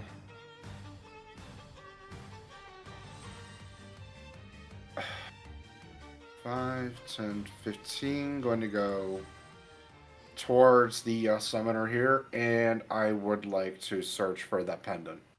Investigation check. Would this take my action? This would be... I would have to say, due to the condition of the body and you having to make an in-depth check, I'm gonna say yes, this will be your action. Okay. Perfect. Thank you.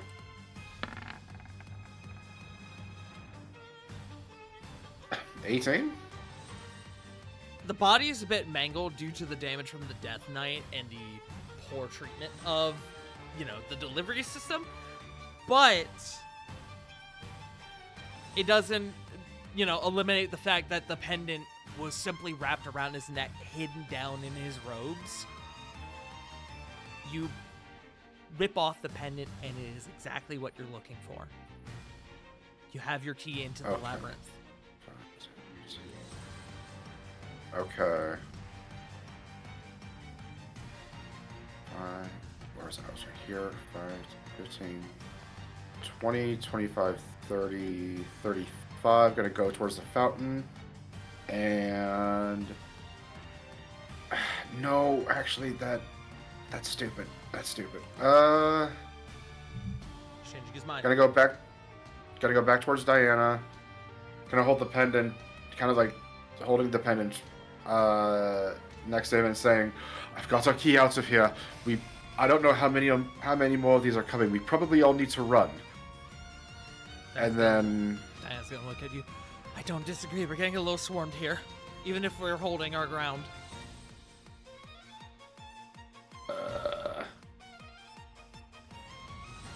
bonus action. Yeah, just bonus action Vicious Mockery on the Bone Claw. Okay. He does pass. Not terrific, but okay. Yeah, so it's 22. Bone Claws actually have solid wisdom, which I guess that makes sense because in traditional settings they are wizards who failed at becoming liches, so they would reasonably have to have good wisdom. They could probably, if they wanted to, if their doors weren't sealed with their arcane locks, they could probably just open them if they wanted. That's a scary thought. Yeah. If they could get because their fingers around the handle. Well, I'm sorry. Well, the thought of like from last session to like just use the spell magic to break the freaking arcane lock is definitely getting filed under. That would have been stupid as fuck. You would have opened that door and immediately found one in your face, like, oh hey. Hey guys. Anyway, that's gonna have to be my turn. Thank you for releasing me. I can't do my voices. Fuck. Is that your turn? Yes.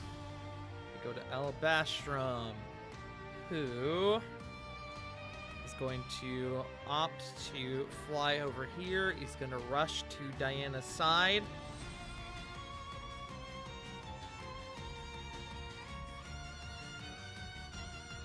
The lion moves at least 20 feet straight toward a creature and then hits it with a claw attack on the same turn. Claw attack from Alabastrum. That is not a natural 20, but it is going to hit. Bone Claw has resistance on the damage.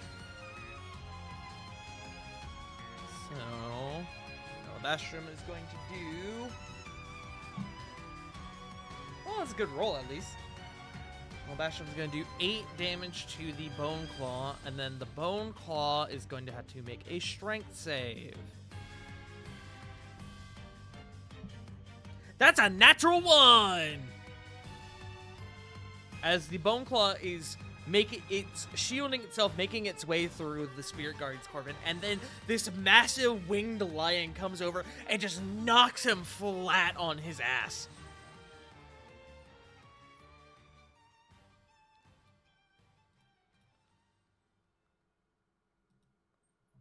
So, and then can make a bite attack on him as a bonus action. Lovely. Alabastrum's gonna try to maul this motherfucker. That is gonna hit.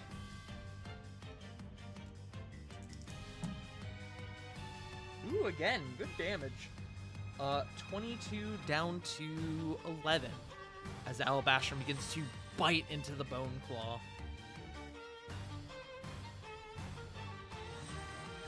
That's gonna be him. We're gonna come up to Lily. Lily, you are now flanking the Death Knight with Cedric. Put this motherfucker on the ground. Lily's gonna try to end this shit. She wants to do a stabby stab. I did just with realize advantage. I did absolutely fuck up Cedric's turn because I forgot he would have disadvantage on his attack rolls his turn, but it's fine. We're already past it. But please, stabby stab away.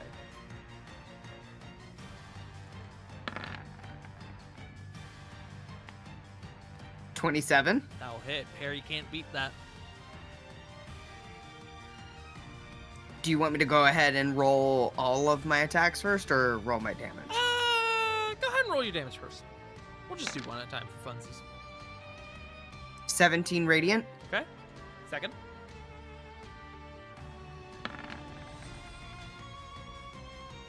$26.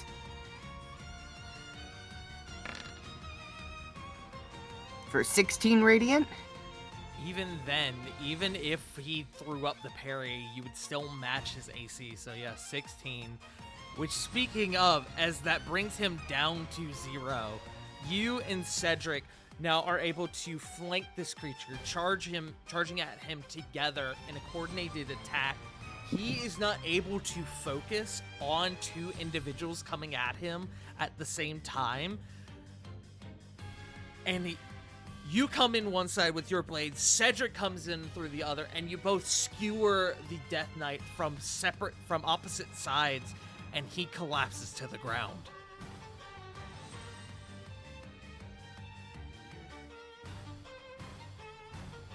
Death Knight is down.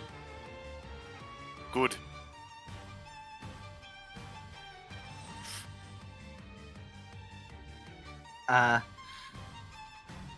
I heard something that... Would Lily have heard that we need to get out of here? I would say no. That was a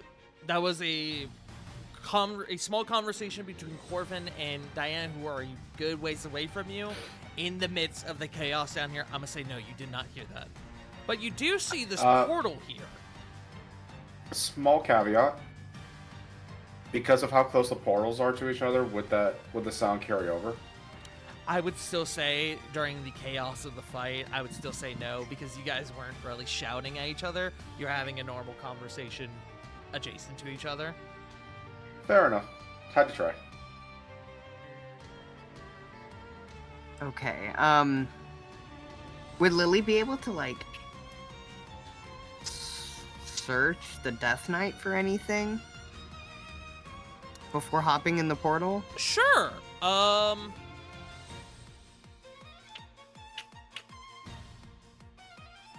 Well, you just use your action. I'll let If not, it's fine. I'll let you do it as a bonus action, but it will invoke disadvantage.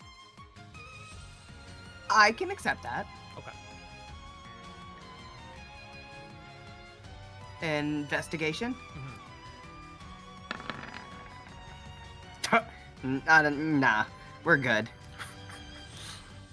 The dice finally failed me. Oof. So, Lili'll... You look down at the body, you look at the portal, and then you look back around you, and you see your friends being attacked, and you use your better judgment to say, forget Go, the body, whoop. gonna go help my friends. And so she would jump in the portal, and it would take her out at the... 5 Okay, feet that of one? movement would put you there, yep.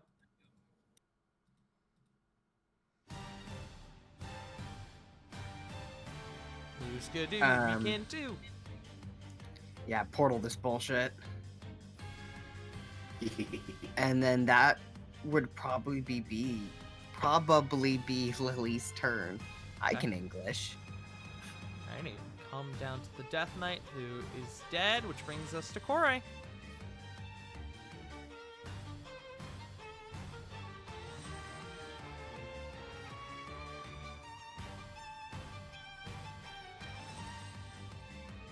Brings us to Kore.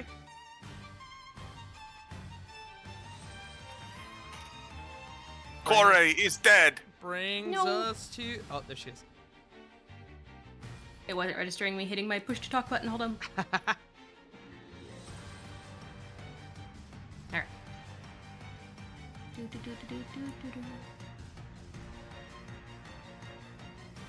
I don't currently see any dudes.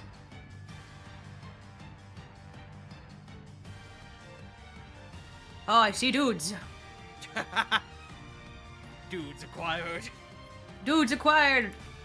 How close do I have to do, or far away to be a ranged attack without it incurring is As, that's you- at least as 15, long as right? you're not within 5 feet of another creature. Okay, cool. Or of another hostile creature.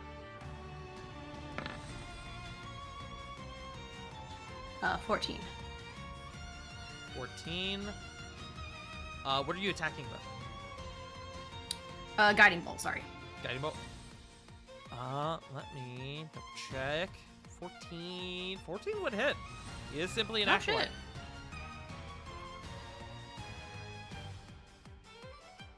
The acolytes are truly Oh, wait, that's like just the one. cannon Hold on. fodder of this entire thing. Sorry. You're good. 9. Also count that 1-6. So we'll take off that last 4 and do the 6 instead. So because he rolled that first. So 6, 3, 1, 4. So 14.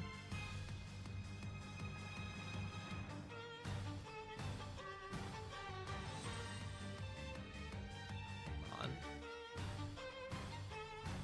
Math.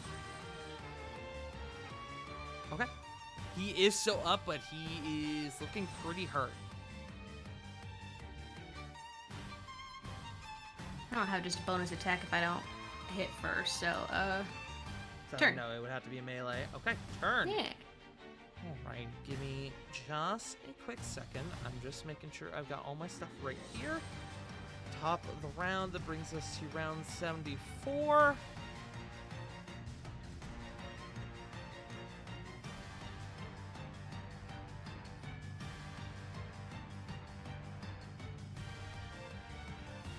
Okay. Top of the round, Flit.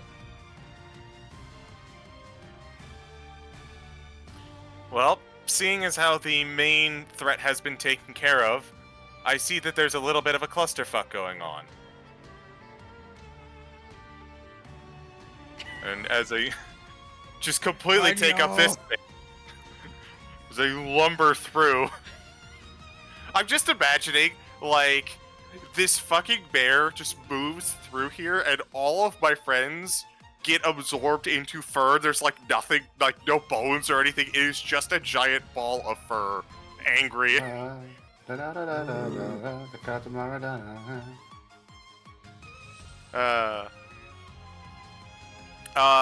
we're gonna munch on this bone claw. Okay, go for it. So, You have bite. advantage. Alright. Bite attack. You and Al Basham are gonna start playing tug of war with the bone claw. Bite fever. 19 to hit. 19 will hit. Awful damage, 11. Okay. And then, 2 claw attacks. Still advantage, yes? Yes. He is prone.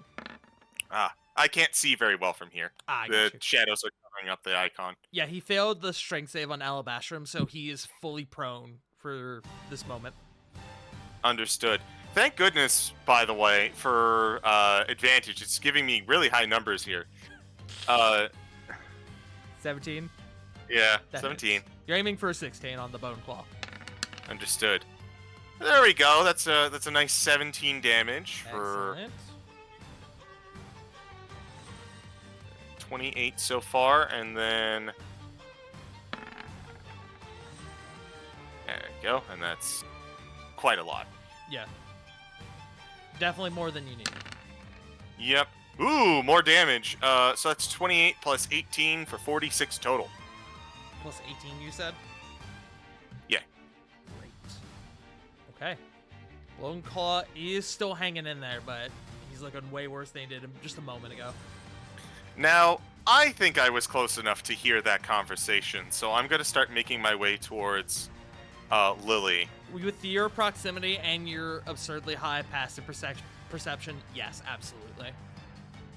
So I'm going to step here and act as Vanguard. Okay. Oh wait, I can't. I have to move over here because of Alabastrum.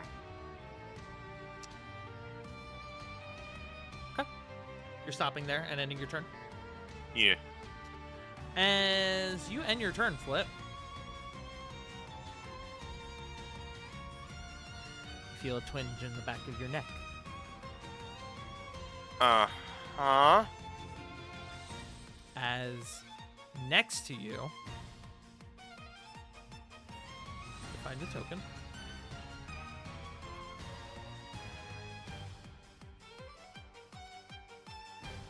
Kaiju battle! Oh no! Ah! This piece of shit. Hey, buddy.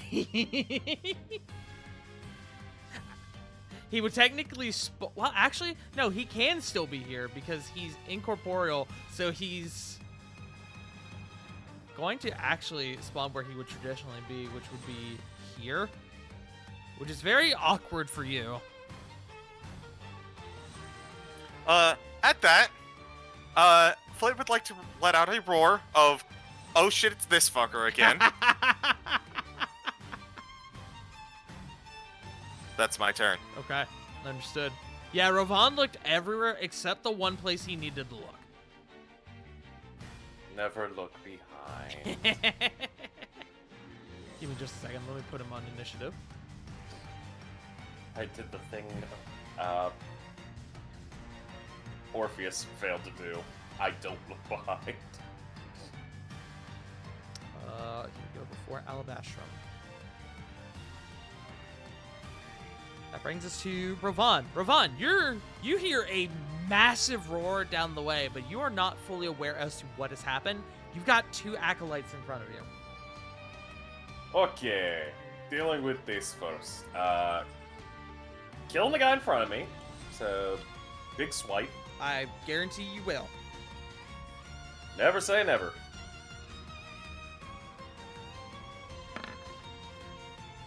$29. Yeah, it hits. 12 slash 4 lightning 2 radiant. He lives! I called it! It's because you spoke it First into time for existence. everything! I'll tell you right now, he's down to 3 hit points. If you hit him again, he'll die. Yeah, I have to. I gotta put the man out of his misery. Shiakazing! Yeah, he's dead. At that point, Ravon's just gonna look at this other guy and there's a face of disappointment in him, and he's just like, do you really want to die like these guys? Just lay down and give up. And you'll live. Are you saying this to him? Yeah. Ravon's just like, Dude, come on. You see what I just did to your friend right in front of you. Just give up. I would say in persuasion check, but in this regard, I'm gonna say intimidation. You did just Normal? kill his friend. Okay, Norm. I'm gonna say normal. Okay, normal intimidation. Oh, this ought to be fun. 22. 22. I don't know about you. Yeah. Okay. Is that your turn? Or do you got Yeah. movement you want to spend?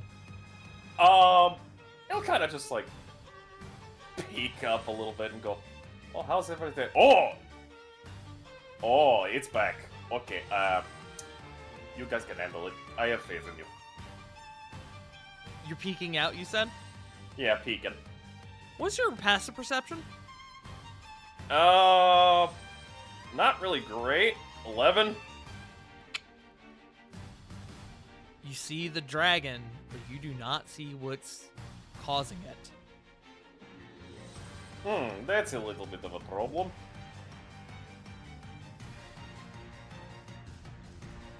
Back to where I was. It's gonna bring us to Cedric. Cedric is going to pop into the portal, come out here next to Lily. And he's going to come to assist Flit.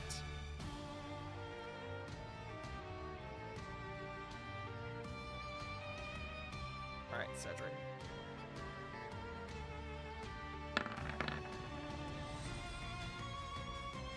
Actually, you know what? He has extra movement. You know what he's gonna do? Flank? Yep, he sure is.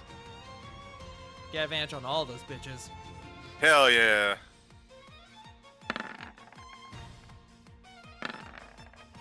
Man, it's paying dividends. Yeah, it is. This man has rolled a crit in every turn thus far. He came to play.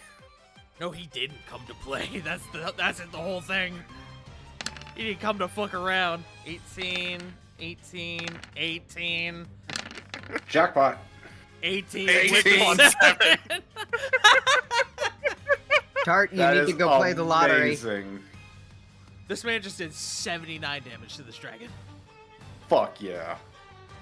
Sheesh.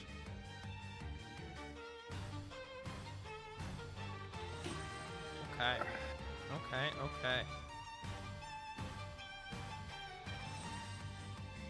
Come back to initiative 20.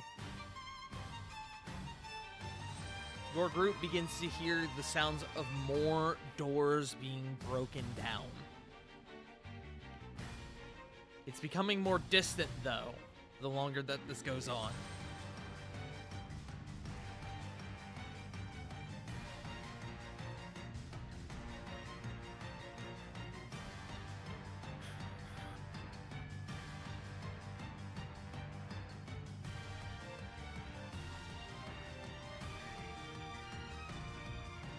Oh wait, that one was open. Zombo is gonna stagger out. And then he's going to walk into the Spirit Guardians, and then he's going to immediately... just because it's funny. I didn't even get to see the token. He's way down to the south. He's out of pretty much everyone's view except for Rovan. This white is going to come out. He's going to come up next to Rovan. He's actually going to come here.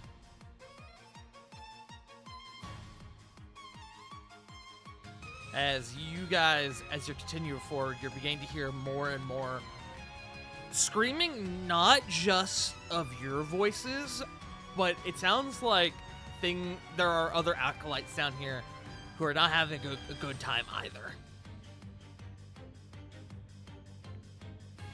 You're hearing the sound, the screams of the undead. Rovan, you especially, as barreling out from this corridor, a vampire spawn is going to descend upon you. Ew. Brother, ew. Brother, ugh. So, what's your AC at the moment, Rovan? 25? You don't have your spirit essence up, right? Your guardian essence? Yeah, I don't have Guardian Essence up. Cool, she can hit you then.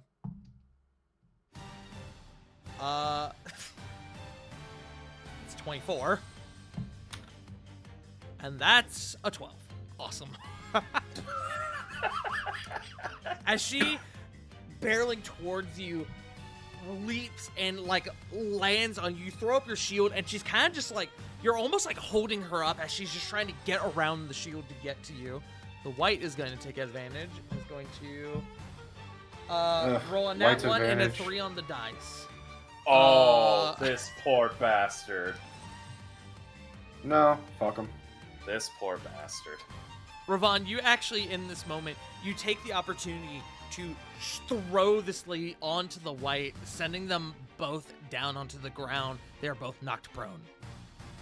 Hooray! Just because it's fun.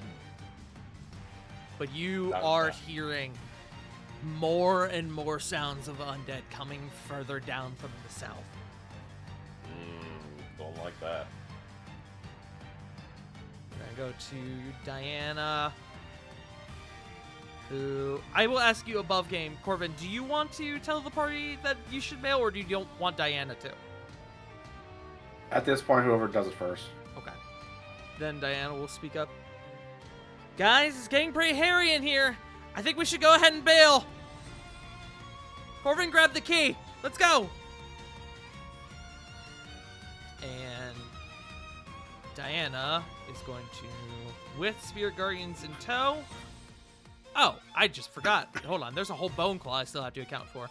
Bone Claw fails Spirit Guardians. Awesome.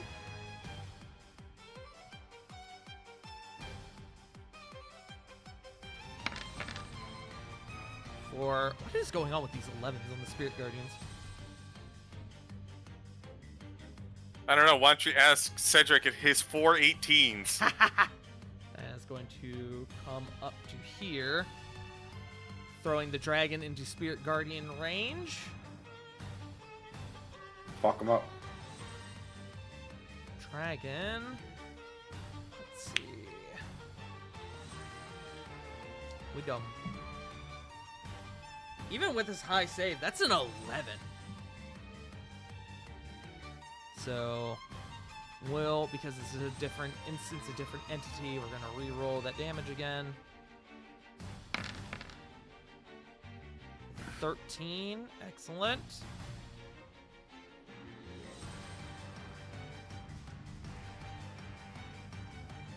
And Diana is going to follow it up with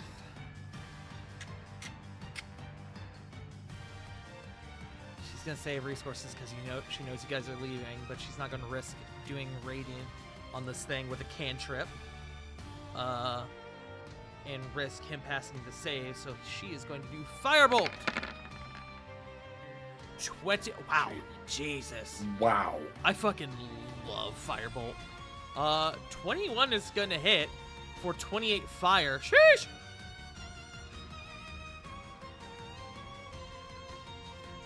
As the Firebolt sinks into the miasma that makes up this creature's form, and it actually, like, you see it almost like it gets eaten away by this creature's essence as it dissipates, but seemingly still harming the creature in the process. That's gonna be Diana. Go to Corbin. Ugh. Excuse me. 5, 10, 15, 20, 25, 30, 35. Yes, I'm getting in range with the fuck off dragon, but I have a key to put in. You do have a key to put in. You are within this creature's space, though. I need you to make me a con save. Constitution. Right? Or do you just hold on? Yep. I need to confirm. Yes, you do have to roll. Okay. 14. 14 is not going to do it. You are going to take 22 cold damage as this miasma begins to coat your body, giving you this almost sort of sheen, and it stings. It's almost like if your whole body was asleep. That like static feeling. It is painful. I felt that this morning. Ugh. Yeah, so hurting, but he's still going to do the thing and put the pendant in. So, clarification. Yes. You don't put the pendant in the well, you need to put it in the door. Oh, in the door. Yes. Oh, I'm okay. I misunderstood then. Would have gone the full. Let's test that range out then. Full 40 here, and then dashed towards the door. Okay. You would still take the damage because you do go through the I dragon figured. space. Yeah. But you still have your interaction action. You can still put the pendant in the door should you choose to. Hell yeah. You take the pendant and you see that slot in the door that's almost like a mold for the shape of the pendant. And you take it and you place it into the door. You know what? I just remembered something. There's an important aspect to this that you would remember that I didn't tell you about, and that's an apology. I'm going to apologize on my part. I'll let you just do it. You remember that the door, from what Rycidius said, there are two components to this door that you need. You need the pendant, and you need to give a small blood offering. You go to put the pendant in the door, and you realize this, and then you go, this sucks. And I'm just going to let you do this because that's a mistake on my part. I forgot, but Corvin would know this. And do the not so fun thing of taking the sharp edge of the pendant and dragging it across your wrist. You're going to take, as the eyes on the pendant glow a bit as you do this, and you feel this almost like shock waves shoot up your body. You're gonna take 7 necrotic damage, Woof. and then Oh, that's fine. that was accidental. That's okay. Oh, Then son of a. oh no, Corvin! Hang on. I don't know why it inputted it like that, but it's fine. It's fixed. That's fine. It was funny. Thankfully, the health was at a number that I could remember easily. Yes.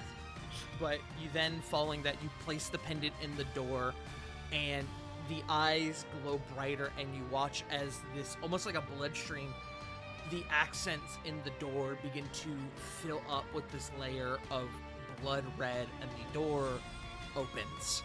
And you see, on the other side, you see your stairwell down to the labyrinth.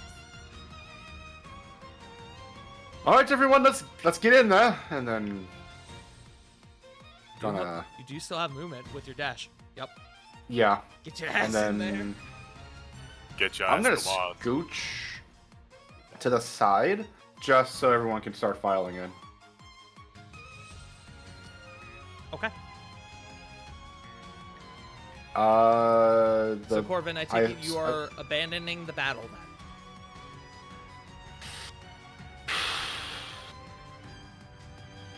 wouldn't say abandoning. I'm just trying to make sure everyone can get through. I don't want to hold people up. I know, but I'm saying like you're opting to leave. Sorry, I phrased it wrong when I said you're abandoning the battle. He wouldn't though. That's the problem. Fuck. Okay. So he would stay at the doorway just to make sure that people are coming in. Okay. And you said that it took an did it take the bonus action to get the pendant in there? Yeah, we'll say that. We'll say the whole Okay. course of doing the fun thing with the pendant and putting it into the door was a bonus action. Okay, so I can't do that, and so that is going to have to be my turn. Okay. We come to the dragon. The dragon's going to target the largest creature, the most immediate threat. It's going to go after Flynn. Hi, that's me. It has good senses. I'm dropping my dice. Bite attack against Flit. That is only a 13 to hit. Miss. And 2 claw attacks. Wow! That is another 13 to hit. Hooray! Oh my god! I'll put this dice away. That's a nat 1. Let's go! As this thing gets into, like, locks into a grapple with you, but you two are both sizable, and it seems to have, like, trouble, like, actually in the space physically fighting you. It's almost, like, confused as to what the fuck you are, and it's almost like it's identified like a new predator, and it's like, how do I tackle this? How do I deal with this? It's learning. That No use big brain. go to Use Alabastrum. peanut brain. Use peanut brain. Alabastrum to buy the homie's cover is going to continue to lay waste to this bone claw. He's going to. I need to see. Is it just? Does he still get that as a bonus action, or does he? Hold on. Okay, no, it has to be on that turn. Okay, understood. So he'll just do the bite attack with advantage. That is a natural 20. He's cracked.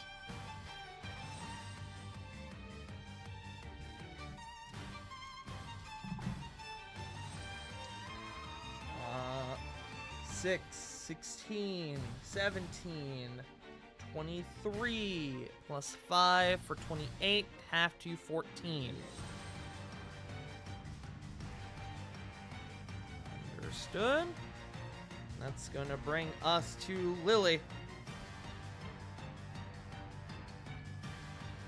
So I'll say, for the sake of this going forward, the moment you cross that threshold, that door, and descend down into the labyrinth, you exit this combat encounter. You will be taken out of initiative as far as this combat encounter goes.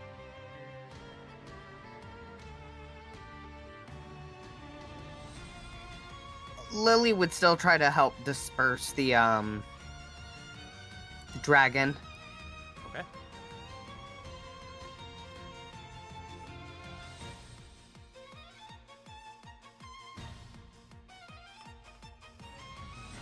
Swing on him. Swing on him. Yeah, she's just gonna, go for the good old stab too. Oh, I'd get advantage too, right? You would No, get it doesn't advantage. get. Doesn't the dragon not get? Oh, you're so right. You're so right.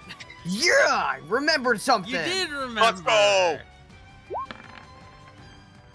25. 25 Dice still reward hits. Also, Flit, important point of order. I realize you should have also made that con save when the thing fucking spawned on top of you.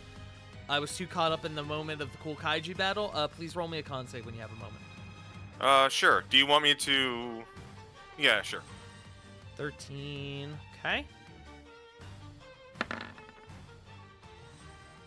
27 both ways. Okay. You're going to take half.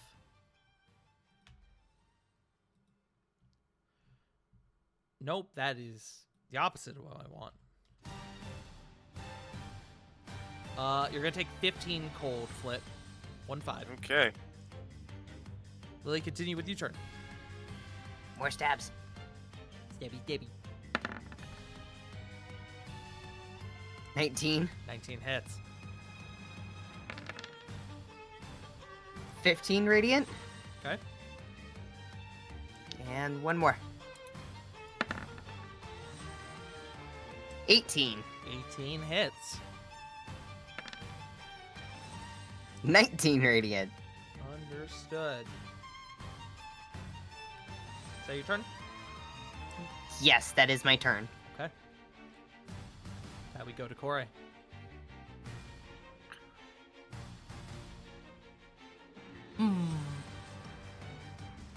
Your group is beginning to fall back, moving back towards the labyrinth. The only ones who are still pretty decently far out are yourself and Rovan.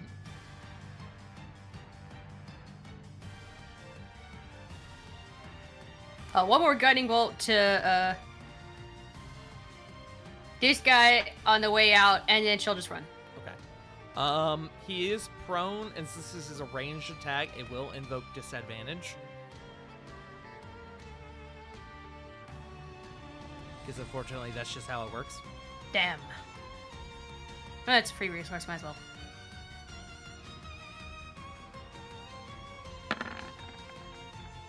Does a 14 hit?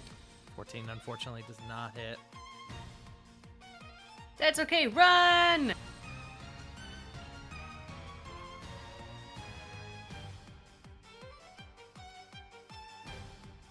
Should she just go her full distance, or? That's up to you. I can't dash, so I think she'll cut it there. Okay. At the end of the round, much like what you guys have seen before, dragon dissipates. Top of the round, round 75. Give me 1 second, let me check my stuff.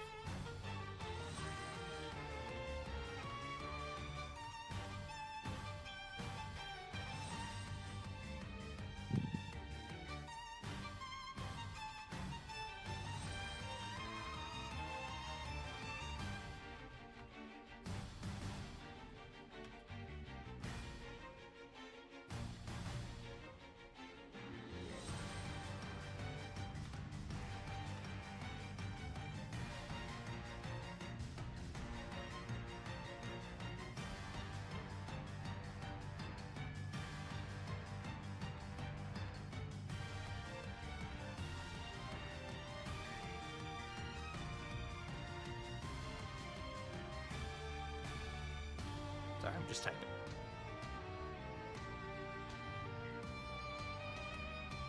Okay. Top of the round, flip. Okay, so seeing as how everyone's falling back, but we're still waiting for Ravon. Move 2, 3, 4. Let's see if we can put this Bone Claw down. Go for it. Still have advantage. He is still prone. Definitely going to hit.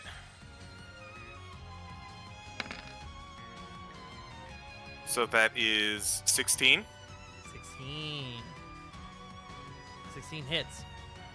No, that's a 16 damage. Oh, yes. Yeah. Yeah, it was a 24. So Yes. I see that now. that is 20 to hit. Okay. 14 damage. On the second hit, he stays down. All right. Seeing as how there's like no one else nearby, Flit is going to retreat back here. And I think we're going to drop Wild Shape. Dropping wild shape. Understood.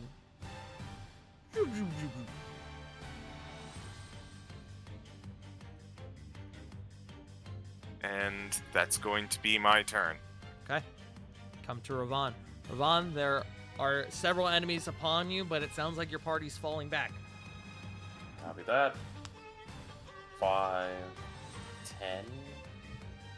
The 15. white and the spawn are going to make op attacks on you as you attempt to go with disadvantage.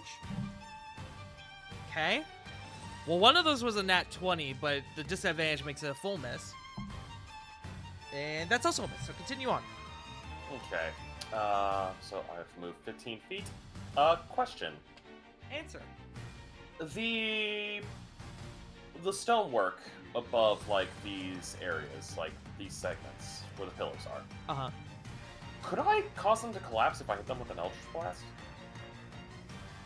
Kind of creating kind of like a forced... Like, they'll have to go through one way or another.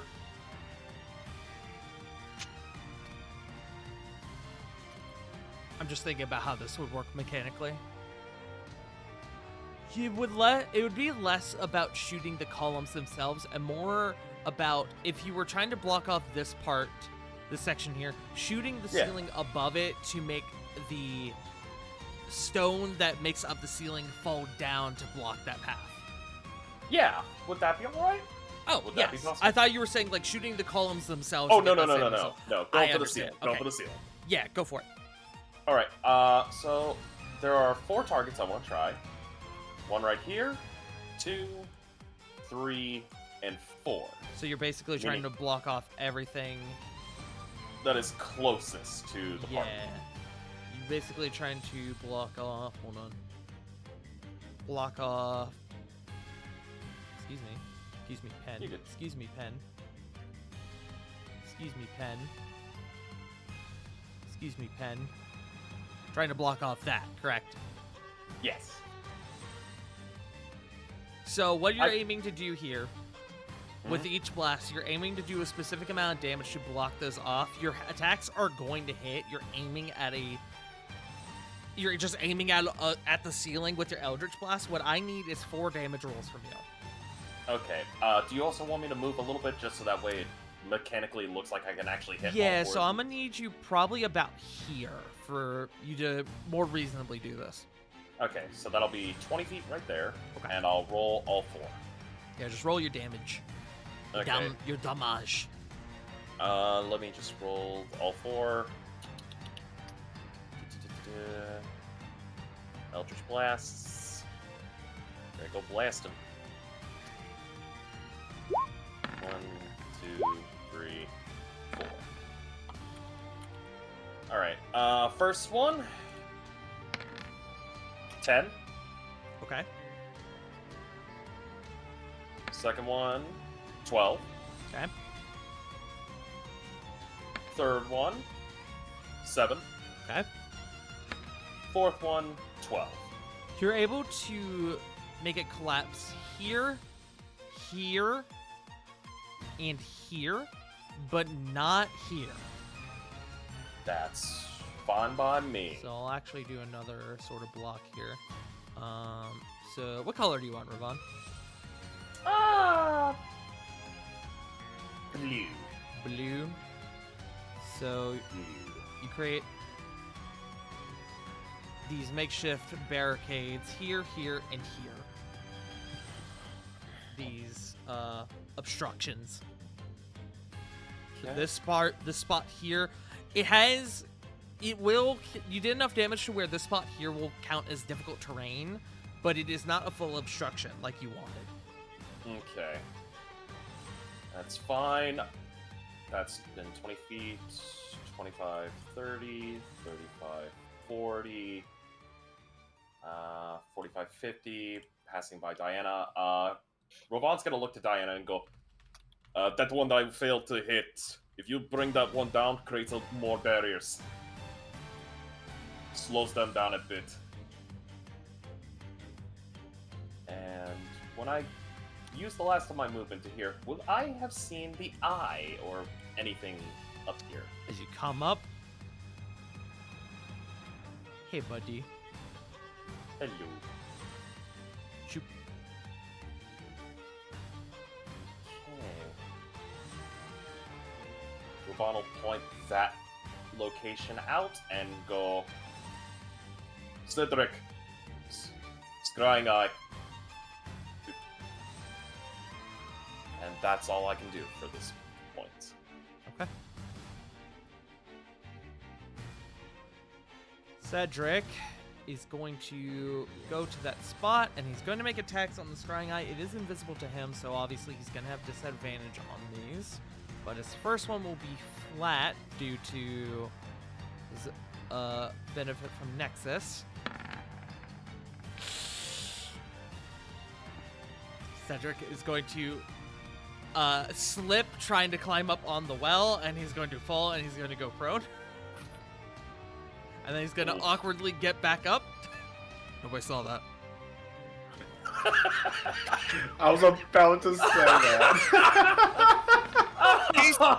Flood's like, he saw that, points to the eye. And You then, saw that? Your I wife saw saw that. that? Woof. and then he, a little aggravated now, takes the blade and just, "Ah!" And he's going to swing up at it. And he is going to shatter it.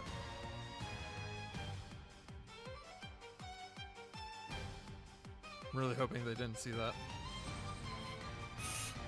Cedric is going to go through the door and is going to exit combat.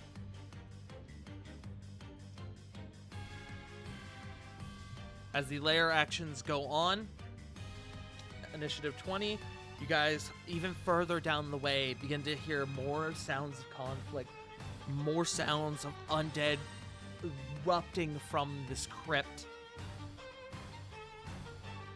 This one is going to... She's going to dash, and she's going to inadvertently dash straight into Diana's Spirit Guardians, which she, as you can imagine, does not like.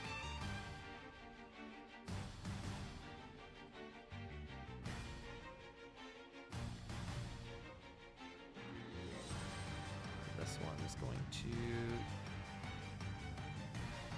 also dash and also end up in Diana's Spirit Guardians, which he also does not like. So, I'm just going to, for the sake of this, and do just one roll the Spirit Guardians damage. God, Diana, what's happening with the Spirit Guardians, girl? I've lost my d20s. I was very scared. On the bright side, they both fail, which is good.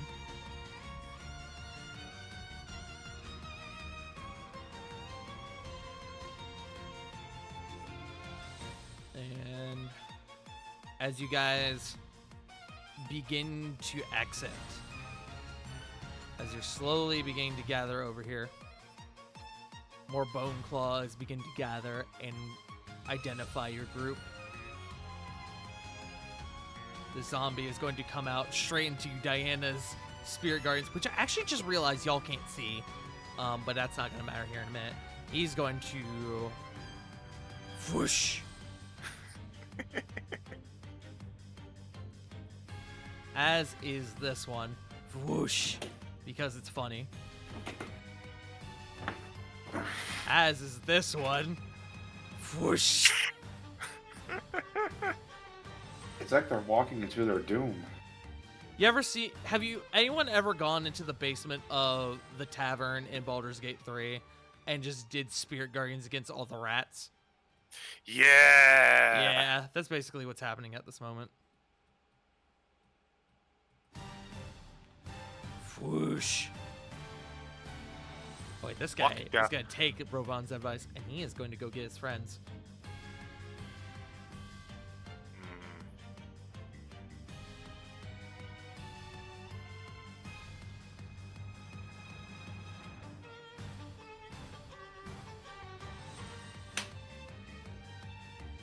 Another spawn rushes from around the corner.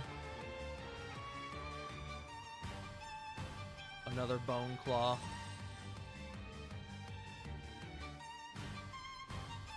As more and more undead begin to fill this corridor. Another vampire spawn. Another zombie who whoosh. Actually, he would stop there and try to make an attack on Alabastron, but I'm gonna forego that, honestly, because you guys are bailing. And Diana's gonna go, okay, yeah, I think we should go.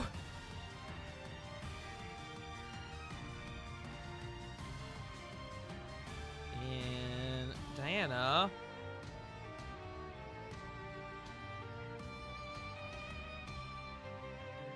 check something.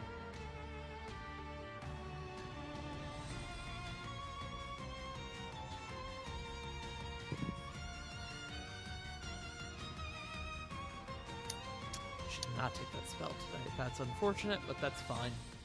Because you know what spell she did take today.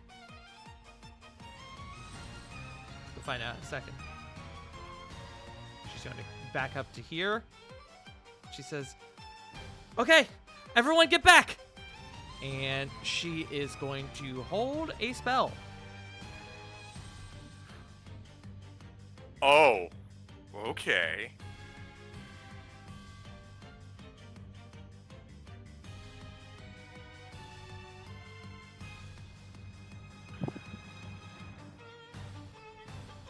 Hi, Beda.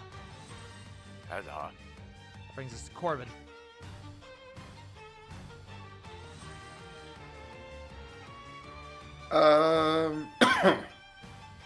Seeing the literal hordes of undead coming in, whoop, whoop, whoop, whoop, gonna scooch myself on in. Okay. That's going to bring us to Al Bashram, who is going to use his action to disengage. He's going to also hop here. Brings us to Lily. Lily gonna run for it. Okay. She's zooming. Lily's fucking zooting. I am fucking zooting. I mean zooming. Lily's exiting combat. Up next is Kore.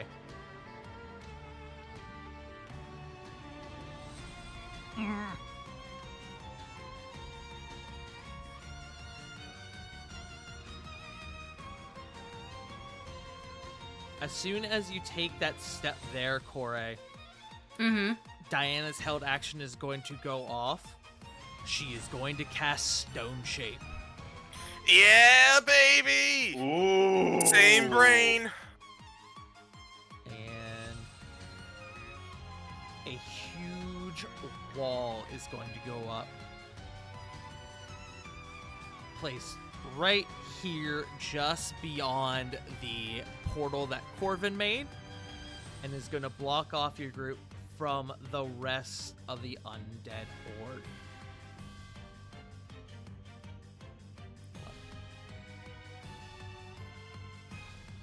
I can do this. I can be really cool. Y'all want to see this? Y'all want to see this? I would like to see this. Y'all want to see this? This is going to be cool. I promise you.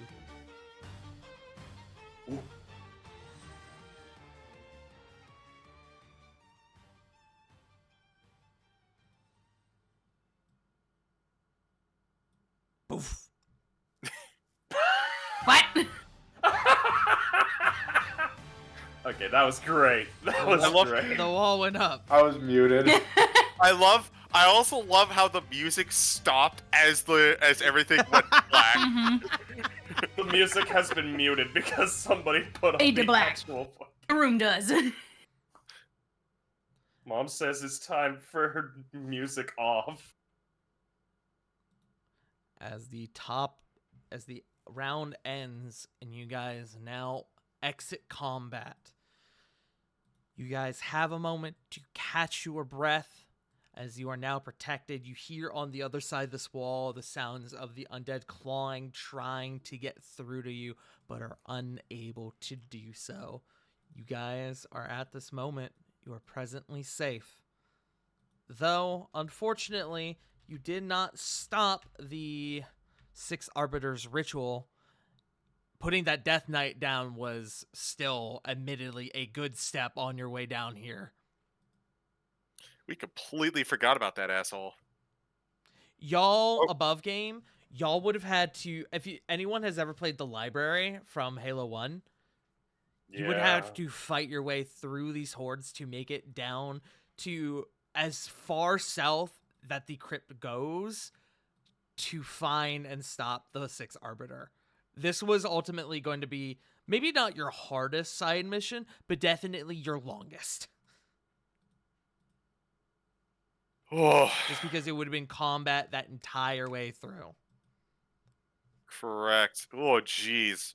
But you guys are safe for the moment. You catch your breath, and that is where we're going to take our break. Yay! Yay! Break. Woo! Well done, gamers. Brave Sir Well done. Robin ran away. Doing the old razzle special. Hey, I had Running character development. away. Yeah, you did. Try I'm it still again. gonna do running away, but I had character development.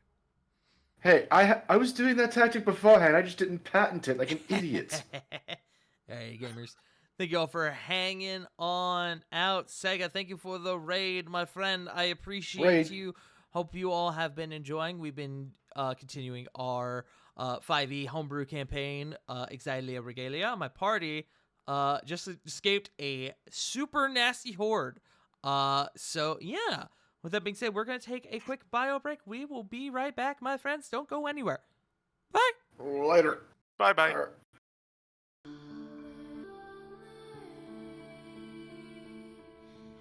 Gaming. We are back. Hello, gamers. CG just left, but he said to keep going, so we're going to do that. Okay. Okay. Let me find some music for us. What was I using? I think I was using... Hold on.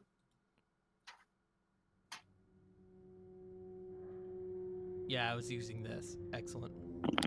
And then also... I also had... this going. Yeah, there we go. With this new barrier protecting your group, you now, all of you, sit in the midst of this small corridor, a fractured, broken scrying eye at your side, two statues sitting along this alcove next to you, both of them appearing to be perhaps demons or devils wielding these huge tridents. At first, upon, extended exposure, you think that maybe they're a defense mechanism of some sort, but as they seem not to move, you seem to become a bit more at ease. You guys have a couple moments to catch your breath. In this moment, is there anything that anyone would like to do? You can't really go back at this moment without cutting back through the crypt and facing that horde of the undead, but if you have anything you would like to do in this moment before you guys progress into the labyrinth, you are welcome to do so.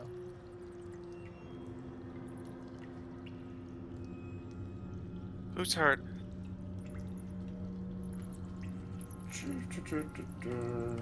Mildly.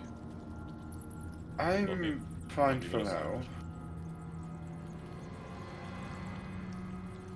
Tanya goes, I'm okay right now.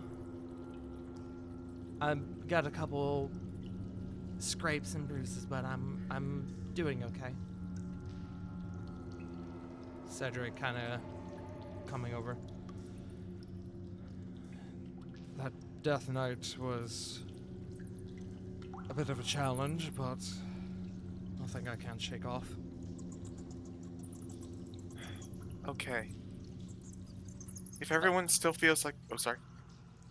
If it's alright with you, I'll tend to my wounds simply using a potion. Allow you to keep your resources.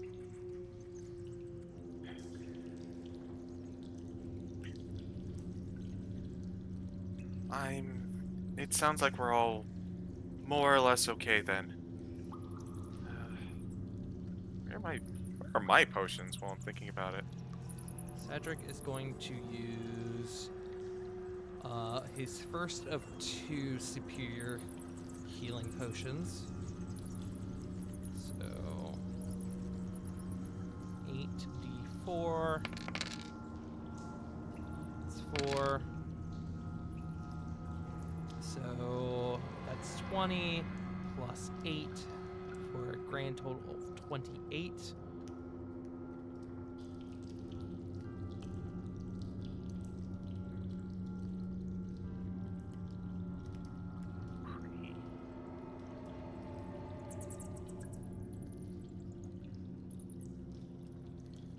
In fact, since he gets this back on short rest, he'll even go the extra mile and use his mythic ability, Surging Courage. And he's going to let everyone get back.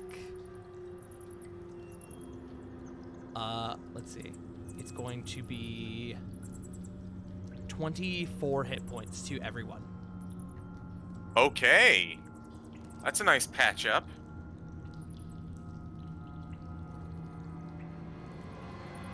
And again, he gets it back on a short rest, so this is something he can afford to expend at this moment. Understood.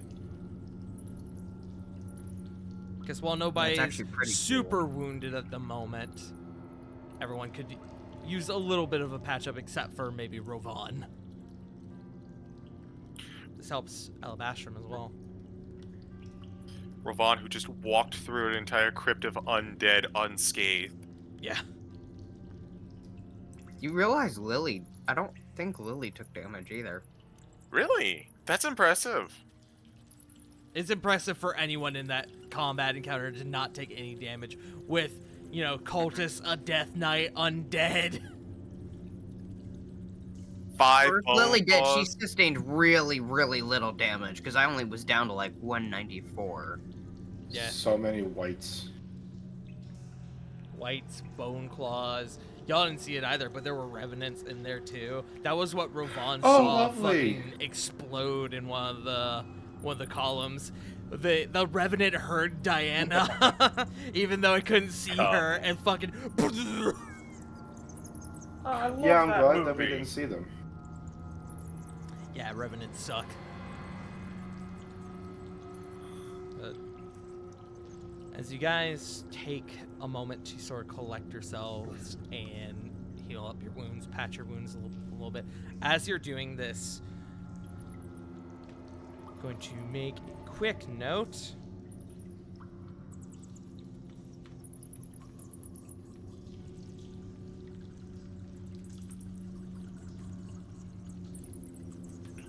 I'm also going to put up pass without the trace. Okay, you're throwing it back up. In that You case, might as well. Everyone go ahead and remake their stealth rolls for me. Boop, boop, boop. Okay.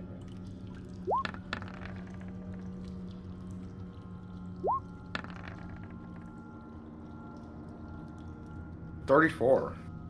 That's a 30 for Flit. Oof. 37 for Lily. That's a 13 from Rovan. So I'll do this one at a time. So Flit with a 30. Corbin with a 24. Lily with a 37. 34. Oh, I'm sorry. You're so You right. said 24, not 34. I sure did. You're so right.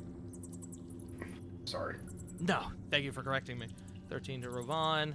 And then I need Kore. Yeah. Your stealth roll for pass without trace.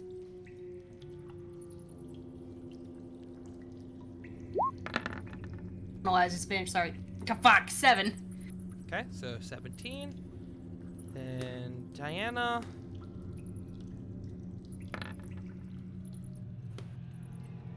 $19 for Diana. Bella's being fucking accosted. Bella does one of my favorite things, which is, which we call it vocal self-defense. Where something happens, she just fucking screams, just. And then. Sometimes you can just scare the problem away or annoy it into going away. Yeah. And then Cedric is gonna get his benefit from Nexus. He's gonna get advantage on this roll. So. Oh, it's- come on, roll 20. Yeah. 17 for Cedric because Nexus cancels out the disadvantage. Okay. As you guys are taking this moment and you're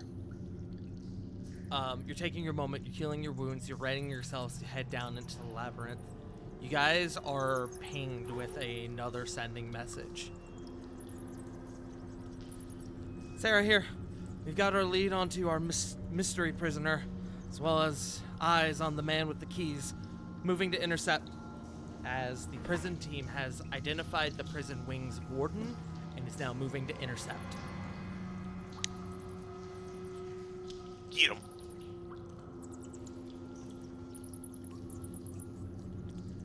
Before you guys begin to descend down into the labyrinth, any other business that you would like to do here? This may be your only chance for a proper catching a breath for a little bit. I don't really have too much else I need to do. Anyone else? Can't really think of anything myself. I'm good too.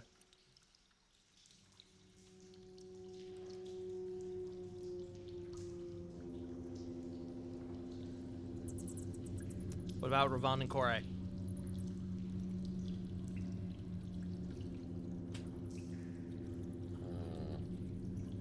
was getting tea from a friend. I'm sorry.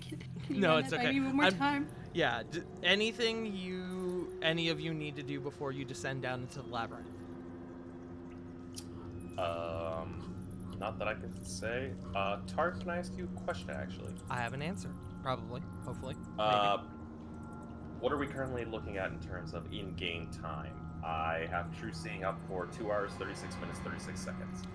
So we are, yes, because I believe I gave you the time for when that would run out. We are at this moment at the end of round 76.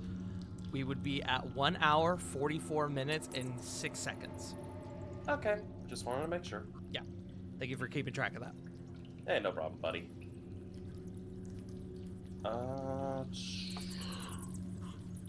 Nothing I can think of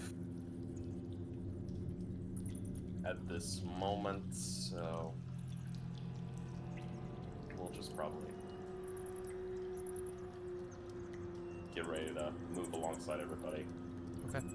What about you, Cora? Anything? Nah. Okay.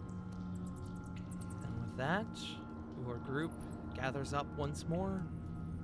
Another round goes by as you all begin to descend down into the labyrinth. You guys are officially leaving Castle Dawnstone and heading down into the labyrinth. Let me just make a couple notes here.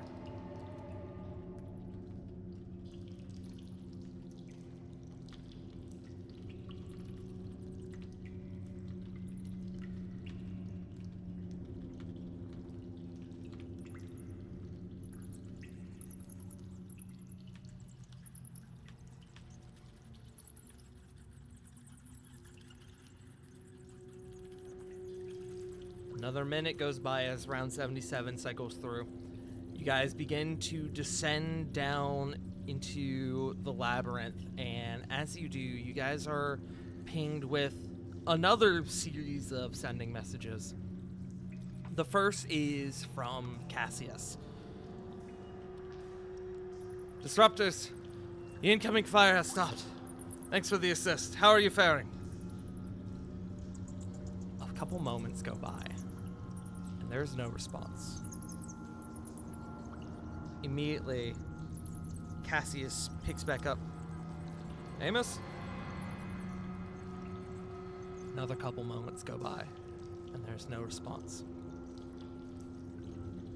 Another voice tunes in at this point. The one of Drew. Disruptus, come in. And there's no response. There's a bit of stillness in the air as, for the first time, someone just straight up does not respond. And this, you guys are well familiar with Amos specifically. This is for him to not respond in this sort of situation, that is very out of character for him. Drew speaks up once more. I'll keep trying to reach them. Keep going.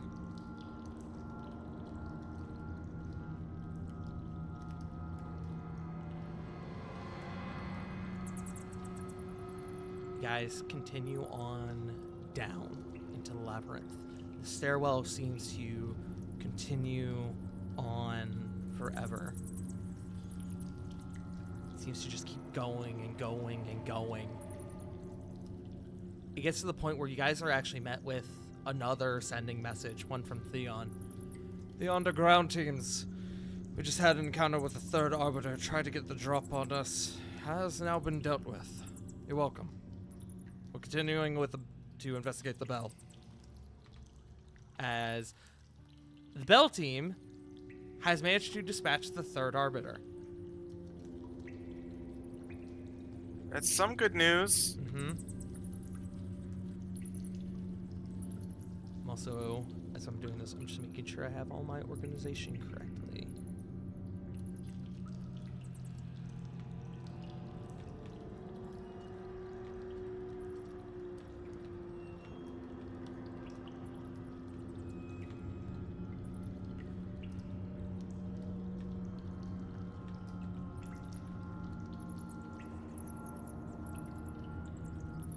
There is a bit of tension with one of your teams now being unresponsive.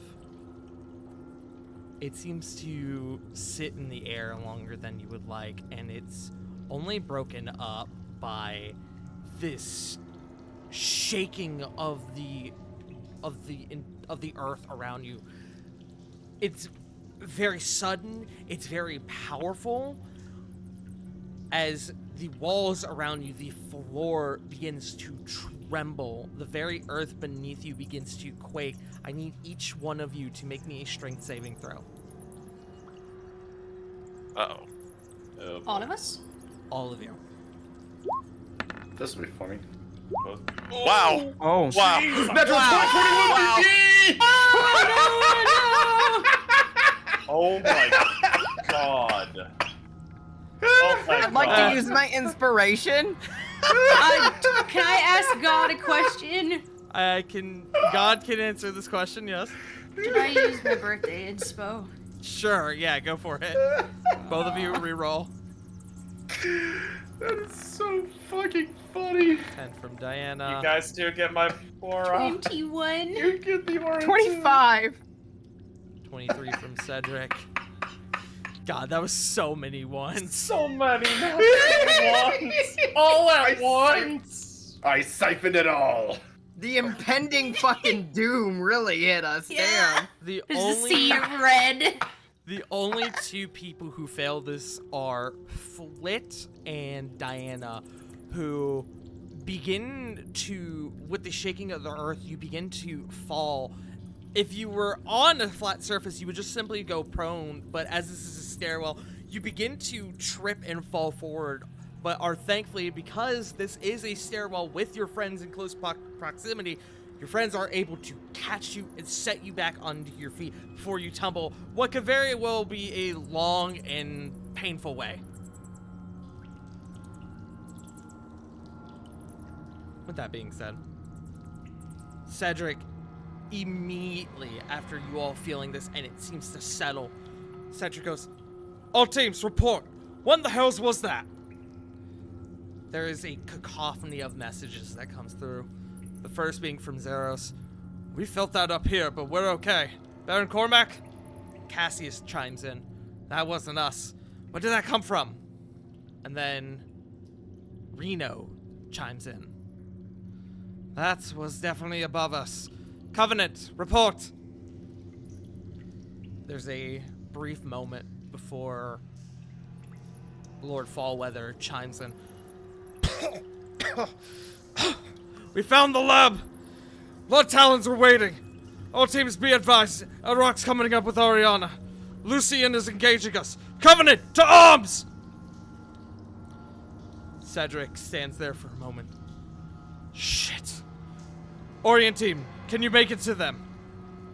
Rose chimes in. "Not unless you want Orient flooding the streets above. This hive is connected to the sewer system. If they get out, it'll be chaos. Sindri, on your left!" Cedric, now frustrated, punches the wall. "Damn it!" There's another tense moment that fills the air before another voice chimes in, one that you guys haven't really heard much up to this point, from Nicholas. "Exalia Regalia, this only ends if you stop Aurelia. We'll hold strong. Get going."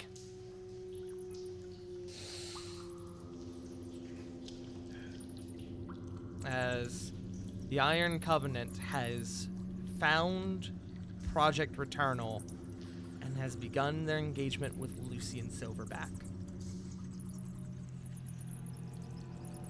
who unfortunately was ready for them. Oh, we gotta hope. We gotta hope. with little other options, your group continues forward. Who is leading the pack here? I would presume, basically, as how initiative goes, Flit would be in front. I would secede to Ravon because Ravon has the vision. Okay. Oh, that's a good point. Ravon, you are continuing down first, and you do see a landing down at the bottom of the stairwell. This chamber, the stairwell, is dimly lit, but you are able to see, even without dark vision, your group is able to see you pretty finely. Ravon, you continue on down. And Flit, you begin to pick this up just before Ravon does. You begin to hear voices. Sounds like conversation. Flit, you hear it just before Ravon does. It sounds like a cacophony of voices. Damn, they really tore through here, didn't they? Yeah, it sounds like Lucian's got some sort of plan for it, though. It's likely what that rumbling was. Then a third voice chimes in. All of you, cut the chatter. We need to secure this area and be ready in case any more come down here. And as you all begin to touch down on the landing, I'm going to kind of give you the peek-see as to what the scene before you looks like, but bear with me for a moment because a few things are going to happen here. Okay. Cycle through the round once more as you guys officially enter the labyrinth. As you guys touch down onto the landing, there is carnage about. There are bodies littered everywhere from the Hellfire Assembly. You are very quickly able to figure out... Sorry, just got a text from Bun saying I just said to Bella, don't eat the soap. Love that dumb cat. But there is carnage all about, bodies strewn about, blood splattering the walls, impact marks and debris litter the ground as it seems that your allies have definitely come through here. Definitely the Iron Conclave, which with your previous report, it sounds like they've been putting quite the dent into the Hellfire Assembly's forces. And the scene before you is evidence to that. But as you guys descend down, you also notice that amongst the bodies, there is a group of individuals who seem to be kind of like clearing the zone, possibly getting it ready, as you heard on your way down, getting it ready in case more people come down. But unfortunately for them, you guys were able to catch them unawares. As we enter the labyrinth, your group is going to be all the way to the right, smack dab in the middle as far as Y elevation goes. Goddamn. Yeah. Yeah, that's whew, Ooh. that's a lot of bodies. As you guys touch down again, carnage everywhere. You are able to see from your just position way, way, way down this finely lit corridor. You know that you have the labyrinth, from what Rycidius told you, it gets its name less about the complexity of its corridors and more about the sheer size of this place before you. This underground complex is huge. It nearly takes up the entirety of the city of Paradigm, very similar to how Zorn's Undercroft did. But Corvin, thankfully, due to the reconnaissance your group, or that you guys had done here in Paradigm, you know, after studying the map, studying the blueprints that Rycidius brought you, you know where you're trying to go. Thankfully, you're going for a pretty simple route. You're just heading straight ahead. If you were to go to the south, you would be able to find your way to a open study chamber, the armory, the dining chamber, whereas if you were to go to the north, you would find dormitories for the Hellfire Assembly members. And you know that on this floor there are a lot of like offices that are used for individual study. There are rooms used for like experimentation for spells. There are plenty of libraries down here and storerooms for components. As you guys were told before you came down here, the first floor of the labyrinth is the largest in the labyrinth, because this is where the highest volume of Hellfire Assembly members do their day-to-day work and activities. But as your group touches down, they don't pick you up immediately from your stealth check. You guys are able to actually get a surprise round on these goons before you. Oh, please Tart? and thank you. Yes. Hey, what's up? I don't mean to interrupt. I can't see shit. Can't see shit. Hold on. No, it's black for me. Ah, I'm sorry. I thought I turned on your vision. How about now? God forgot to turn on I your can see eyes. now. I forgot to turn on your eyes. I'm so sorry. Thank you, God, for giving me my eyes. He can see, he can fight. God just unplugs the bulbs, like, just like shines it, puts it back in. There you go. Hey, I do- where? I do need to Lily's- unfortunately do the annoying procedure of putting initiative back on because we're on a new map. So talk amongst yourselves for a moment. I'm also imagining alternatively, everyone's just looking down, looking forward. Oh, those guys are over there. Lily, where are they? Looking completely in the opposite direction where we came. I would be looking at Diana. Tell me what you see, Diana. Why don't you turn around? No! Look with your special eyes. My brand.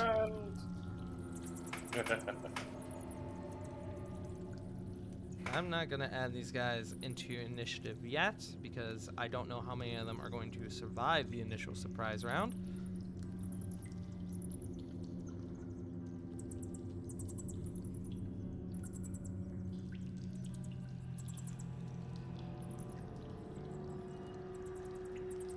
But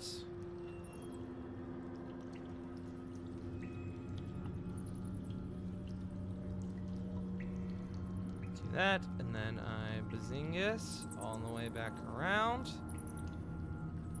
as we come up to round 79. As far as the timer goes, we are now at, just double checking, we are, as of the end of round 78, we are at 1 minute 46, or sorry, 1 hour 46 minutes and 6 seconds. Understood. Let me make a quick note here.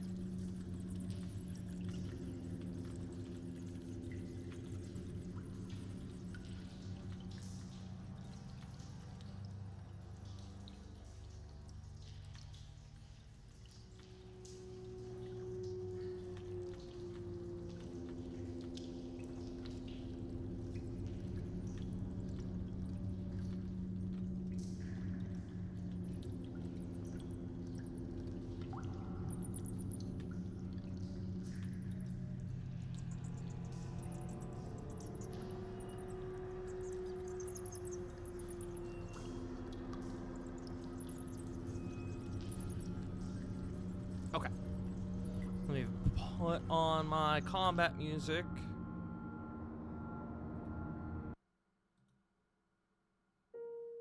Nope, that's not what I want. We'll do this. CG likes this one. I do like this one. Hey CG, it's your turn. Hey, I like throwing fire around. Yeah, you do.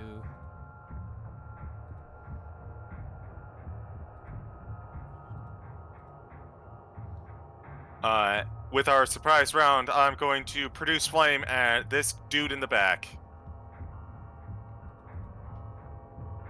Good job. Just a moment.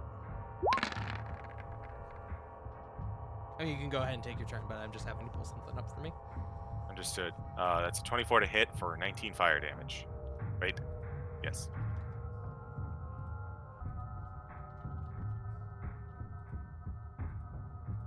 As you come around, you see what appears to be a summoner, an invoker, accompanied by a bone claw, 2 acolytes, and then one of the cultist hands. Which one were you attacking? Sorry. The summoner in the back, I believe. Summoner in the back. Okay. Produce flame. 24 hits for 19 fire damage. Well done. That's my turn. Okay. That brings us to Rovan. As Flit setting off that initial attack, the group of them goes, "Shit! We're under attack!" Alright. Gonna aim at Boyle right here. Okay. Actually, you know what? Fuck it. I got some rage to let out. But you're not a barbarian. No, that's Tuesdays. He's not a barbarian, just a boyfriend. I am pissed. Boybarian. I want a shirt that says that now. Kind of fucking raw, TBH. Yeah. Yeah. This would be it.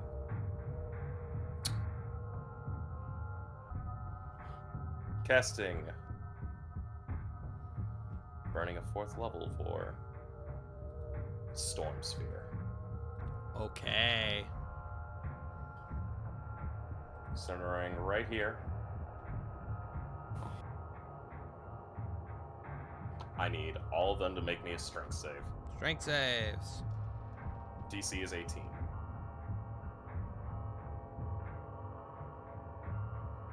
Start with the 2 acolytes. 1 passes, 1 fails. So, oops. Just marking these for my sake. That guy passed, or that guy failed. The other one passed. Summoner. Summoner passes. The Bone Claw. Bone Claw passes. They're rolling God tier right now. Invoker. Invoker, I think, fails. Ooh, matches. So he does pass, and then the hand. The hand fails, ironically enough. Alright, so the first 2 will take... The ones that fail will take 2d6 bludgeoning. Okay. They will take 8 bludgeoning damage. Okay. Terrain is difficult. Within 30 feet of the sphere, they have a disadvantage on wisdom perception checks. You need to listen. Ow. Where was that centered? Here. Right here. Okay, hold on. So you do know Flit is in that, correct? Then I can move it out of the way so Flit's not caught up.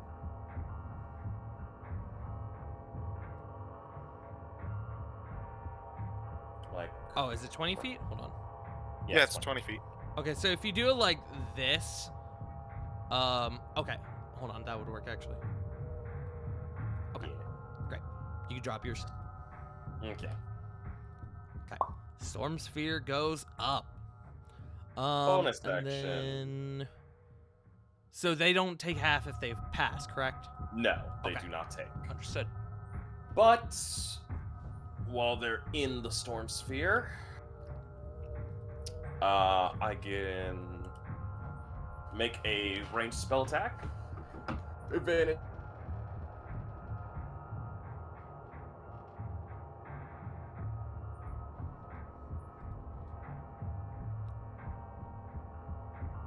Go for it, my friend.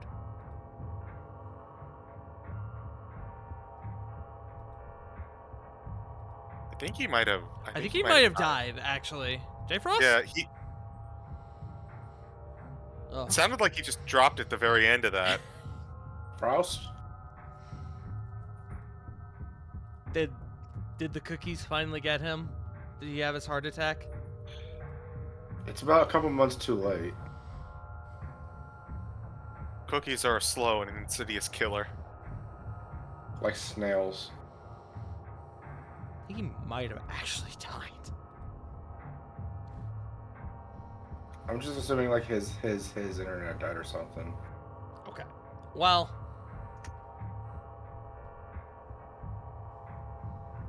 I'm gonna continue on. I know what he was going to do. And I'll just let him finish it up when he comes back. Okay. So it appears or ends its turn there. Okay, great. So Cedric is going to push up to here. And he is going to take 4 shots on. Actually, hold on. He's going to. Nah, he'll take 4 shots with the longbow on the hand.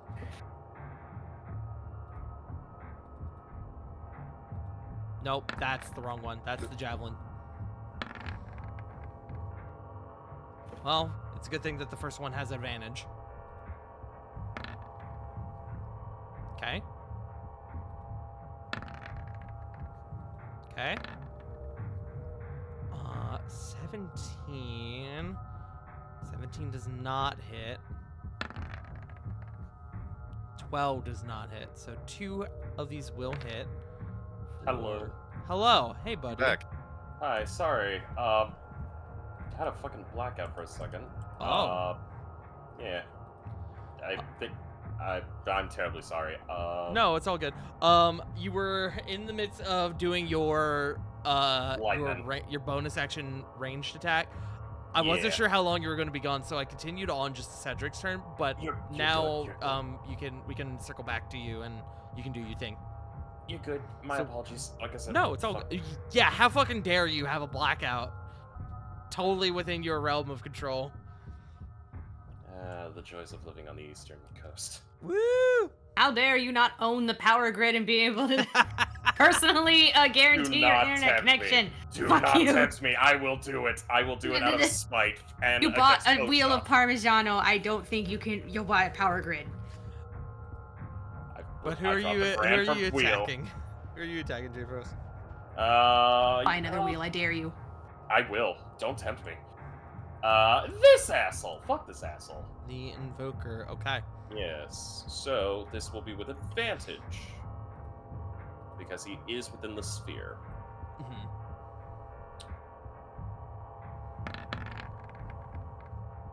26. That will hit. Roll your damage.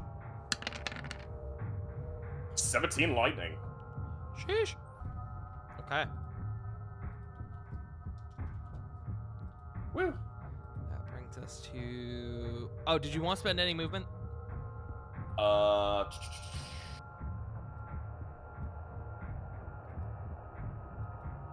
In all probability.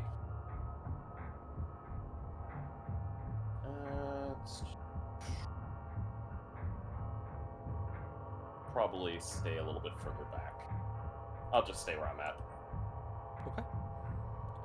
Also, I believe the music died for me. Do I need to re-log in? Oh, here. I'm gonna just restart it. I'm gonna change tracks anyway. Okay. It's fine. because I think you just got the weird music bug, but it's fine. Let's go with this I one. really wish we could solve that dumb thing. That's not combat music. Hold on. At least it's not the one token reappearing after like getting rid of it. Can you hear that, J Frost? Yes. Can everyone Sounds hear perfect. Yeah. Yeah. Gonna come to Diana, who is going to come up to here. She is going to follow in Rovan's lead, and she's going to target the Invoker.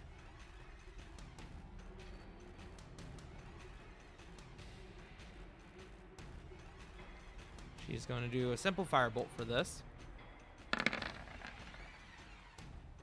Sheesh! As it goes cascading through the air and collides with the Invoker, who is now not looking too hot. Or very, if you will. We'll go to Corvin.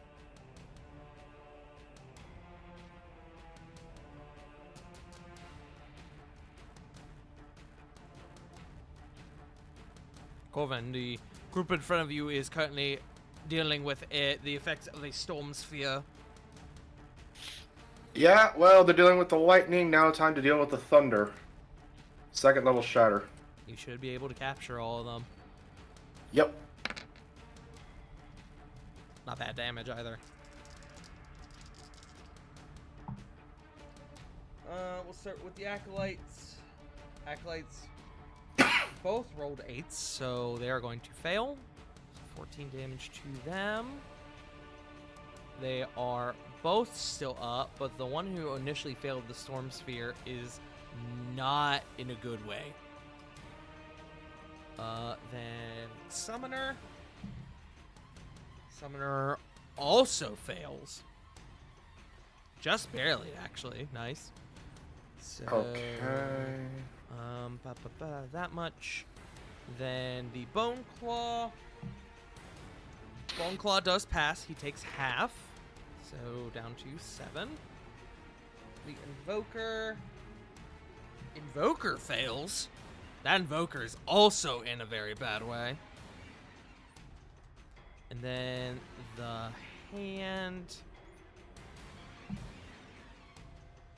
The Hand does pass, so 7. These numbers are adding up, y'all.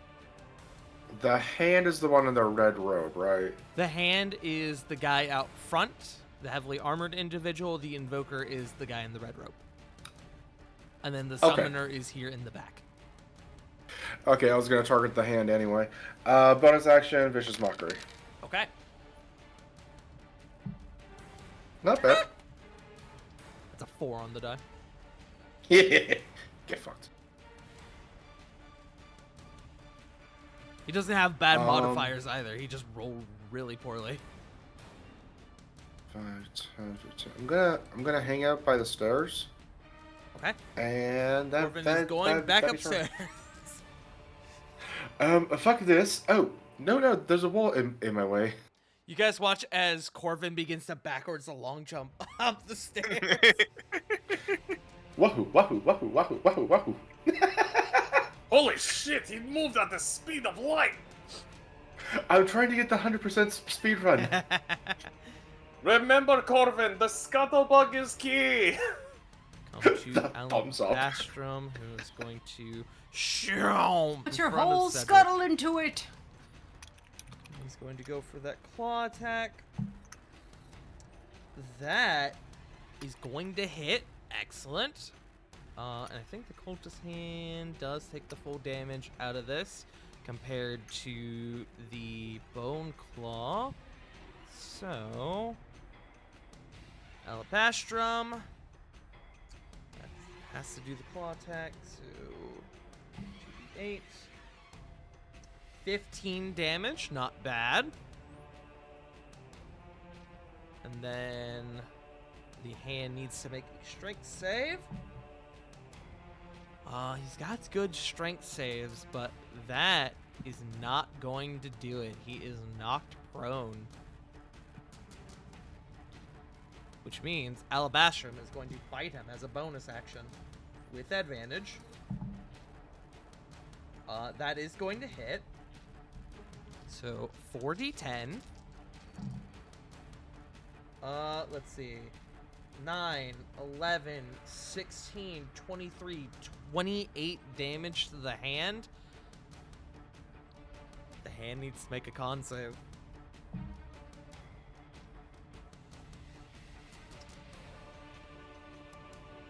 That is a 4. We're going to get that extra point of damage. He is going to die. Y'all know I like to do my con saves when enemies are left with 1 hit point. Haha. as Alabastrum begins to maul on the hand, who tries desperately to fight back, but is so overwhelmed by the scenario is unable to do so. That's going to bring us to Lily. Lily is gonna scurry her way forward. And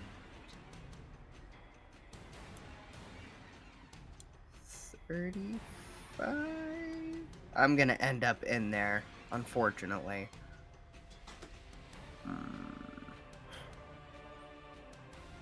As long as you don't end your turn there, you are fine. Yeah, that's my problem. Is I wouldn't have any movement left. It is a save or suck, so you might actually just be fine being in there. It is true. You got good Yeah, strength that's- saves. I would say risk it, honestly. As All right, your DM and friend. Lily will go there. Which, by the way, Rovan, I know I didn't roll initiative for them at the end of the round, at the end of this current round, because it is a surprise round. I'm gonna have them all roll the strength save again, because they would have to roll it again because they are sitting in there for their turn. Okay. So we'll get to that in a minute. But Lily, go ahead and fuck him up. Stabby stab. Fuck him up. Kill, murder. 24. Yeah, I'll hit. 17. He is down. I can't move any further. You do have a range attack though. Can I still use it? Oh wait, is that? Oh, that's part of your. It's the weird. Mm-hmm. Oh shit. So I don't then think I can. you can should've got- still throw your sword if you want. It just won't come back to you. I will pass. Okay. We need to get Lily a longbow or something. Do you have a Can't longbow, Lily? ring. Lily, I'm gonna pull up your sheet real quick. I don't. Not even a bow? I mean, if we need a bow, there's an armory around here. Yeah, I'm looking at it. Lily does not have a singular ranged weapon. God, fix it. I wasn't built for ranged. That's fine. Bless you, bud. Alright. That's gonna have to be your turn then. We're gonna go to Kore. Kiore. Right. Wow.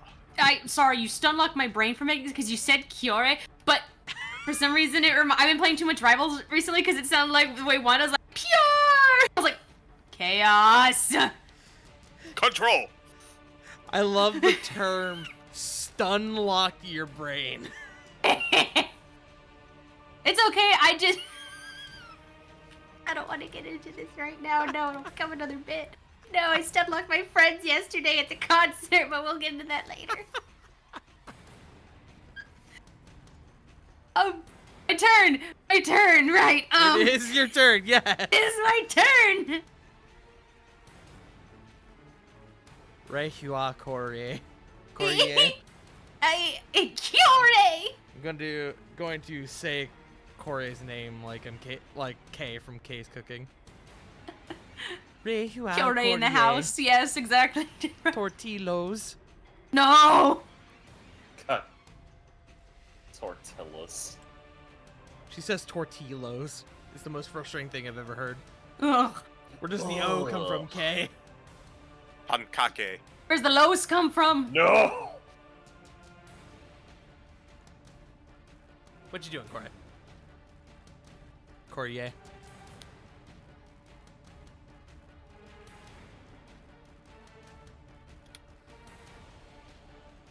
Oh, right. Hold on. We didn't do the obvious thing. Lily, strength save. For being in the storm sphere.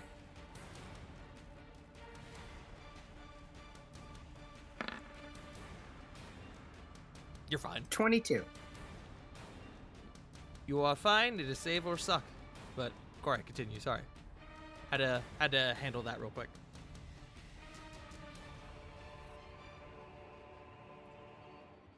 Could I do Moonbeam in here? Would anything fuck me up from doing that?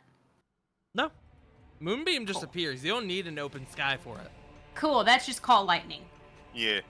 Well, you don't Or at even least need it for really Call fucking Lightning. big. Call Lightning just gets an extra bonus to the damage if you have an actively going. But an it needs to be active big storm. enough though that the storm cloud can form in. So that's whatever you deem big enough, God. Yeah, you need 100 feet like above you. Ah, okay, that's good. And to this know. is not that big. So This yeah. is not that big. No. Yeah, that's what I was asking. But yeah.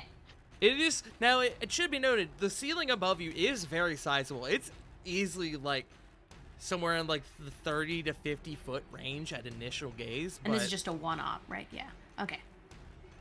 So 5 foot radius. So I'm gonna have to drop the storm sphere for a moment. So if you want, you could put it like here, and you catch all 3 of those guys. Oh, okay. Yeah. Yes, please. Then. Thank you, God. You're welcome, my child. Oh, wait, hold on. That's the wrong spot. Pat on the head. You're welcome. Now roll your dice. You're Or rather, no, you welcome. you roll me dice. So I'm going to do for Moonbeam. I'm going to do a bit of a circly do. Boom.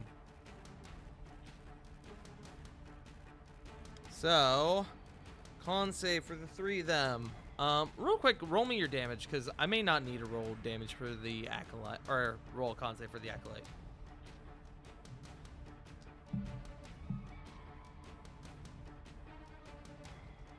Okay, so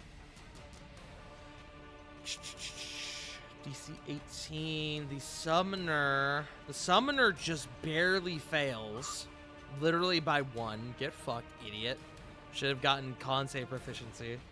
The Bone Claw does pass though, so roll me your damage. I'm not gonna roll for the acolyte. I don't think he's gonna pass. 15.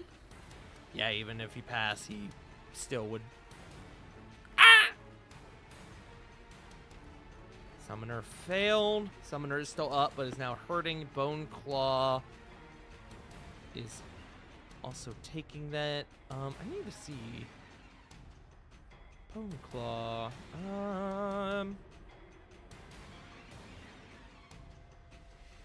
Okay, great.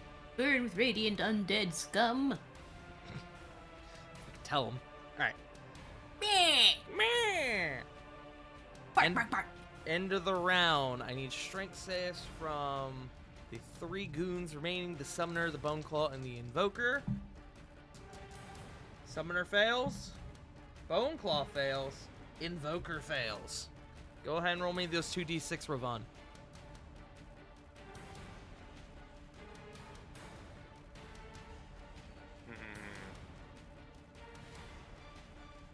Ravon?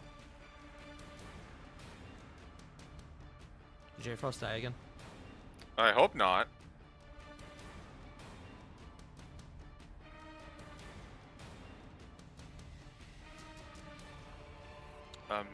Okay. I'll tell you what. I'll roll it here in a second. Let me make a quick note real quick.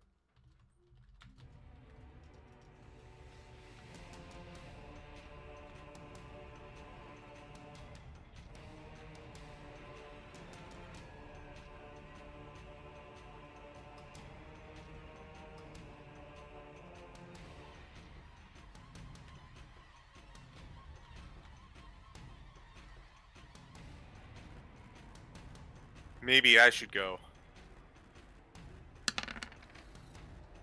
Ooh. Okay. 10? That summoner's hanging on by the skin of his seat.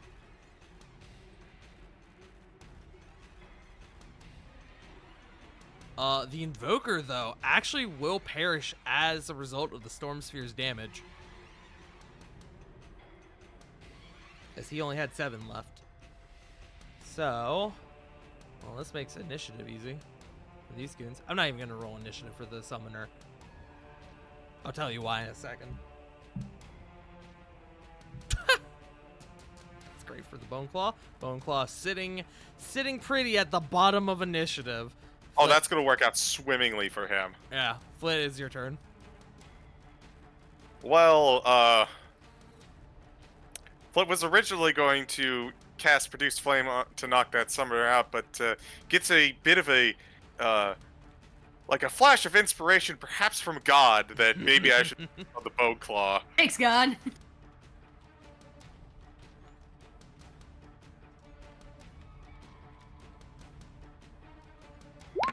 Bone Claw. Take the 33 to hit the Bone Claw. Take this 22 fire damage. 22 fire damage. And that will be my turn.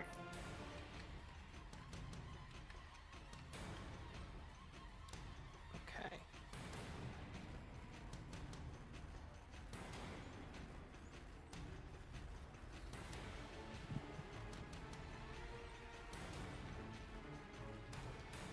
Okay. That brings us to Rovan. J-Frost, are you there, my friend? Yes, I am. Hello. I had to roll your Storm Hello. Sphere damage. Uh-huh. But it is your turn. All that remains is the Summoner and the Bone Claw. Alright. 5, 10, 15, 20. I can see these two.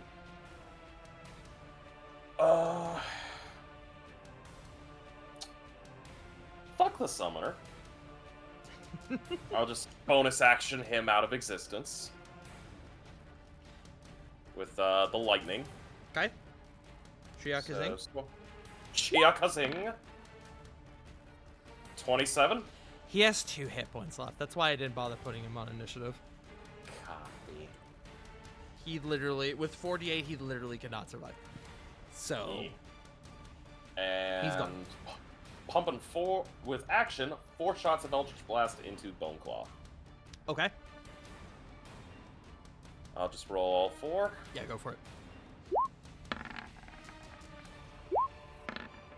Hit, hit, miss, hit. Okay, so 3 hits. Alright. First one. That is... Yep, that will be force damage. 11, 14, and 11. So that is 36, I believe, total. Correct. Excellent. Okay. So, maths here. Great. Damage is piling on. Is that your turn? Yepper. Still leaving the Storm Sphere up? Oh, yes. Understood. Move to Cedric, who is going to risk the wrath of the Storm Sphere because he is real good at his strength saves, and he's just going to start tearing into the Bone Claw, going to try to put it down. He is also pretty angry at this moment, so he is coming in with the two-handed Dragon's Bane. Okay.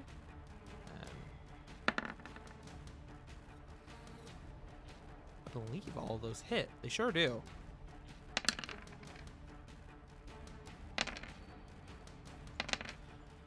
Okay, my friends, let's do some math. 15 plus 17 plus 13 plus 14 is a total of 59 damage. The Bone Claw had 47 health left, as you can imagine. 47 minus 59 is, in fact, more than 0. Or I guess less than 0, because it goes into negatives, however you want to word it. Meaning Cedric begins to carve into this creature as it... There's no blood from a Bone Claw. As you cut into it, it is just the flesh and then the bone underneath and then whatever organs it may have. But anything that would constitute as blood in the Bone Claw is almost like a thick gray paste. It's really gross, and it is just kind of strewn about the ground as Cedric carves into it. That's the end of initiative.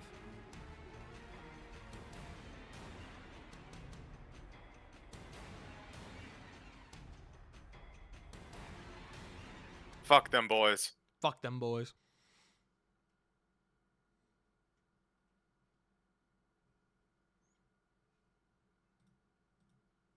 Just getting my music back up.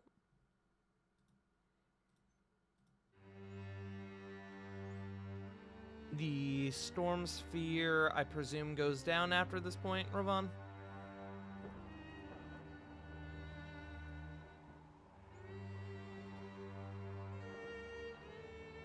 Yes, no, Ravon? Yeah, dropping it immediately. And then, Corey, It I did its presume the job. moonbeam goes down?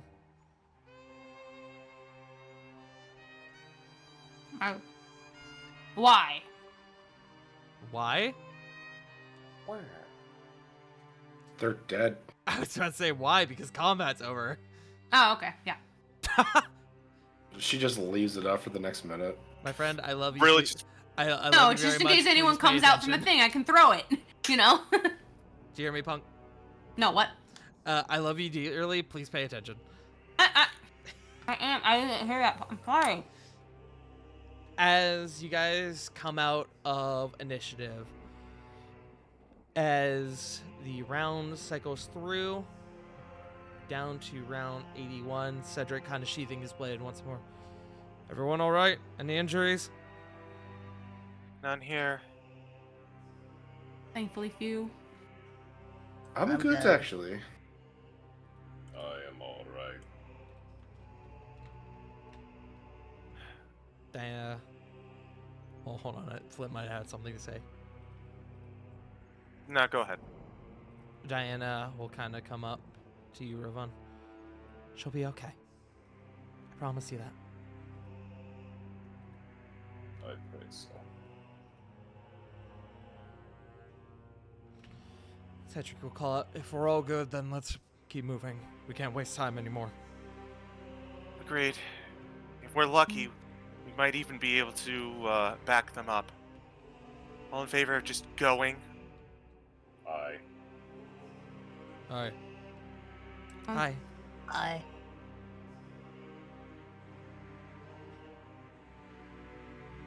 Take point, Ravon. Just make sure we don't walk into anything. Copy. Ravon, Awful. you take an immediate glance around this chamber, and you see nothing that would be picked up via your true seeing. Nothing here via through sight. Doesn't seem like there's any eyes looking at us. Trail of bodies looks like it's more bloody down forward corridor. The forward hallway.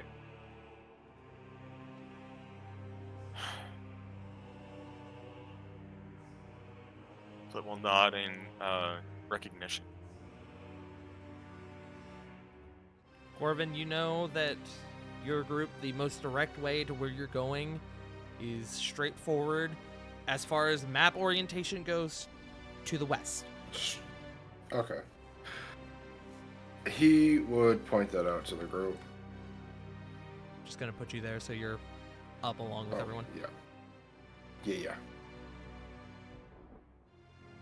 Okay, gang. We move back into your standard initiative as we progress forward. You lead with Flit. Flit, if you want, since Ravon's taking the lead, if you want, you can forego and let Ravon go first. I will allow that. All right.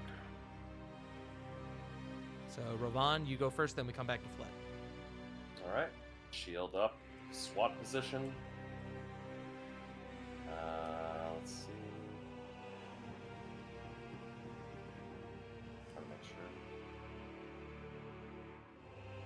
Movement of 50 feet. Direct to that door right there. Continuously looking around. Okay. I'm going to pull you back just a little bit, just for things that happen. Oh, by all means. As you reach this spot here, as you are actively looking around, you notice that the doors alongside this hallway, some of them have been infiltrated. A lot of them look like they've been damaged or even thus kicked in. The one on your right is cracked open a little bit. If you want, you can peer inside. You could just do a active perception check if you want for that. The one on your left, though, is actively broken down, and you see as you pass it what appears to be strewn about the back wall with a now broken chair under it, what appears to be the body of a summoner. The room that he's in is admittedly pretty small. It looks like one of the offices used for studying that Rycidius mentioned in your briefing. There's a small circle in the corner. As to what purpose it serves, you're not entirely sure. There's a desk. There's pretty minimal materials, but there is what looks to be a like a book or a journal on the desk that maybe he was writing in, perhaps a spell book even. But if you want to take a peek-see at the door on your right, give me an active perception check. Copy that. First thing he'll do is kind of look back to the group and go, Summoner's room, left side. Looks to be a summoning circle and a journal, potentially even a spell book. Corvin, Flit, Diana. Any of you want to take a look, go ahead. I'm going to investigate this room real quick. And he'll come up. He'll take a peek-see. As you're opening the door? Yeah. Okay. Shield up, though, just in case.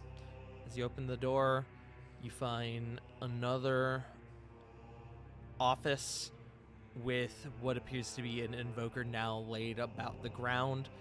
A splatter of blood across his desk, across whatever papers he may have been working on. Whoever these two individuals were likely caught off guard. Which, give me a insight check. Will do.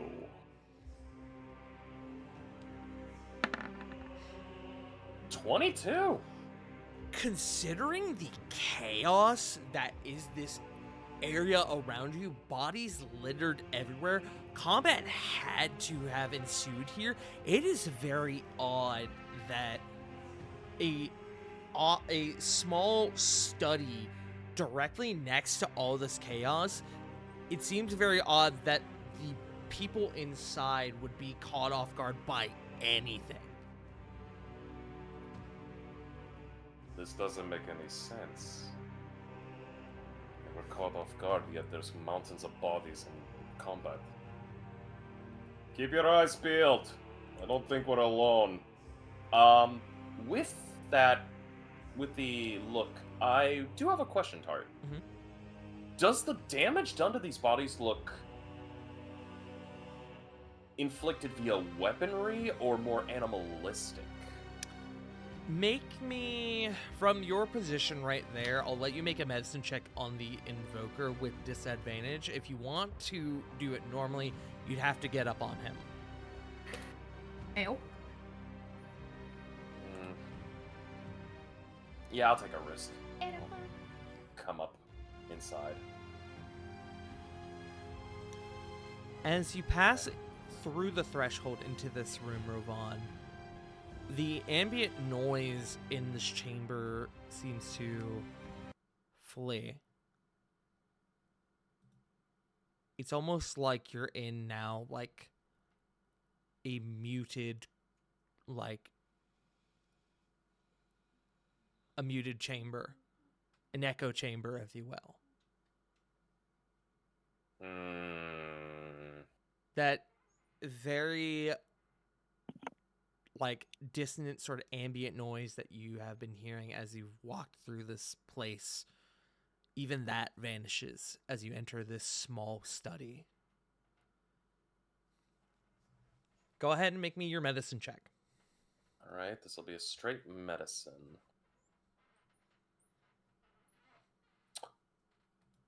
Oh, actually, hold on. I have a weird question to ask. I have an answer. I still have Rykurian,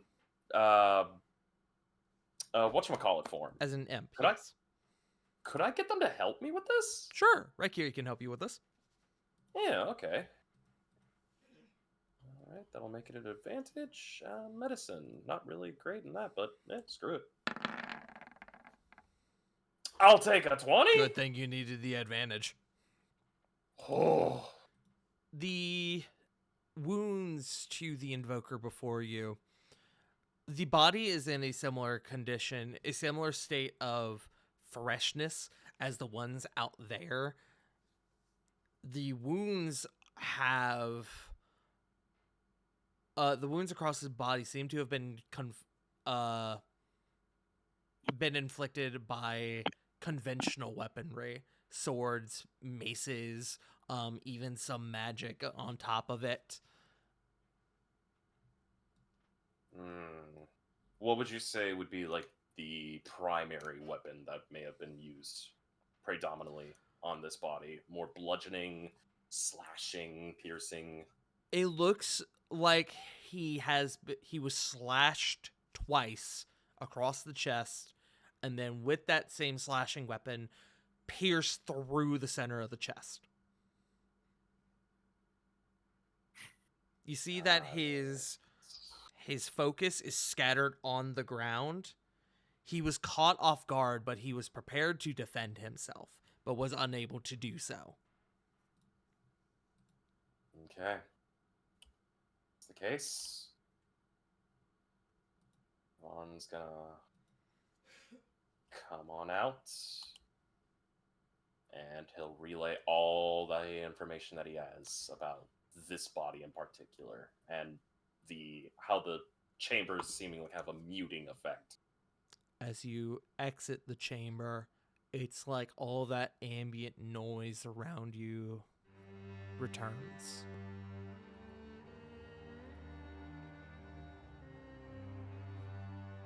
We'll It's call up. that.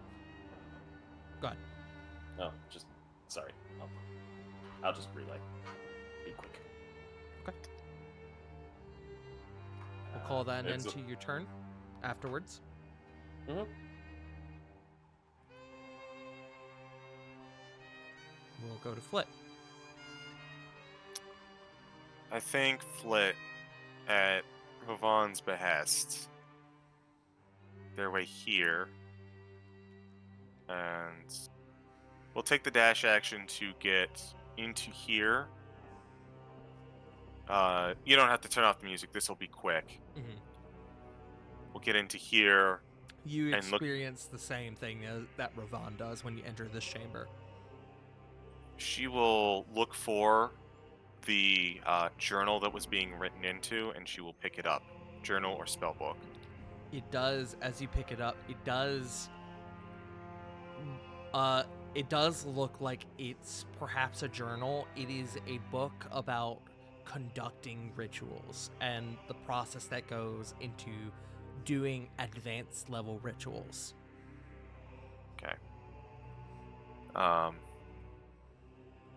She'll make her way back out, making sure not to go any further than Ravon, and she's just going to thumb through it real quick on the off chance that there is any relevant or useful information, perhaps regarding future summonings that need to be dealt with. Okay.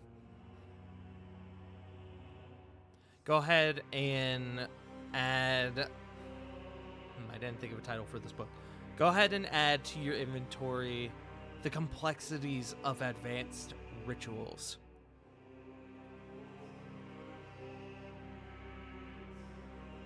That's the name of the book. I wish to learn the advanced ritual art. Is that your turn? Yes. CG, I got that. How dare you? Also, I know it's 11. We're just going to go to the end of the round, gamers, and then we will wrap up. Okay. Cedric is going to come up to here, and he is going to use his action to dash. He's going to come up to here, kind of taking the lead a little bit.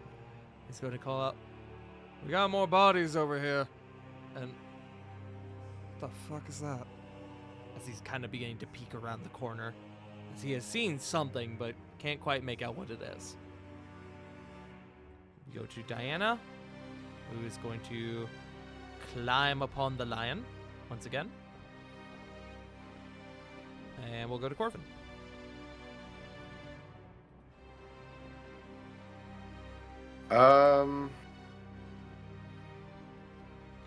I thought Diana was after me. Oh, sorry. Albastron's after you. Diana's before you. It's very confusing. No, I meant to say before me, but I see she has mounted her mighty steed. Yes. Makes it easier for me, 25, 30, truthfully. 35, 40. Gonna just dash. 5, 10, 15, 20, 30, 35.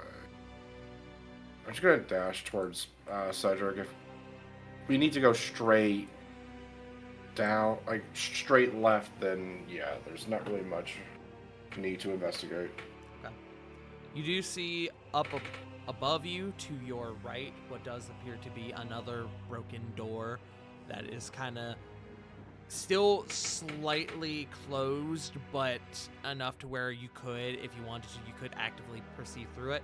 And then the one you're right by, it's cracked open as if somebody has opened it, but not necessarily kicked it open. Okay. So, should you choose to, you can investigate either of those. Alright, I should be fine. I should be fine for now. Okay. Well, Bashram is going to, with Diana in tow, shoom. You need to double check his flying speed. 60-foot fly, so very slightly less shoom. Gonna move that guy there. There we go. And then we come to Lily. I just go forward. 25, 30, 35, 40. That's my turn. And then Corey.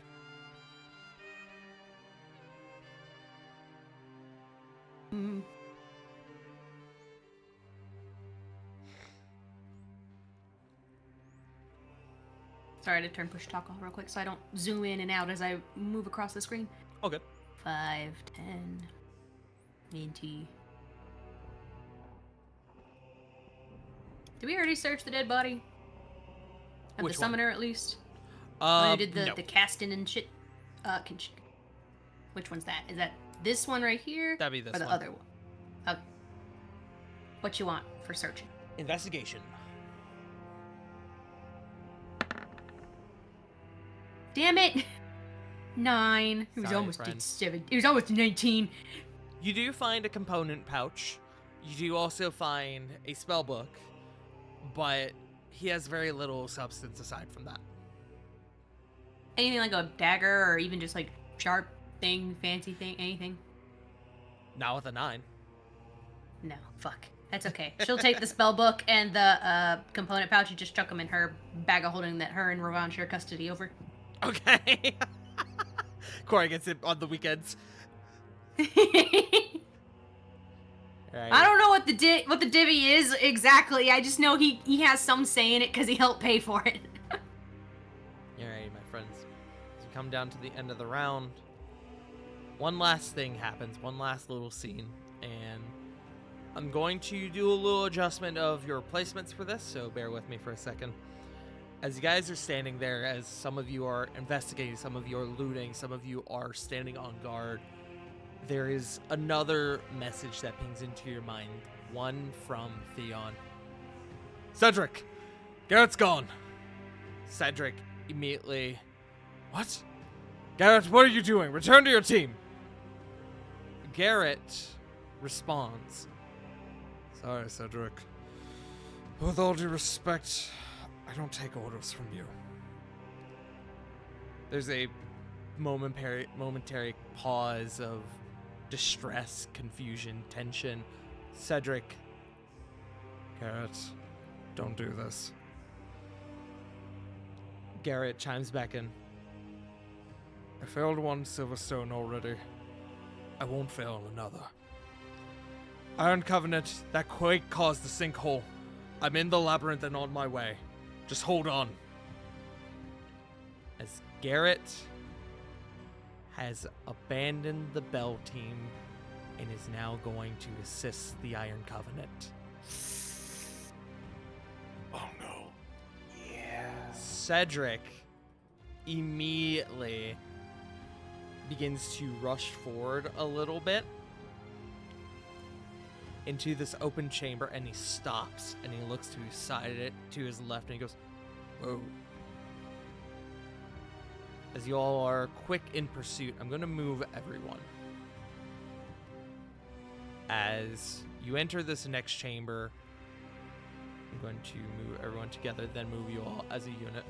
As you move into this next chamber, and looking south, you see what appears to be a massive sinkhole. And as you guys make this discovery, that is where we're going to end for tonight. Yay! Possibly.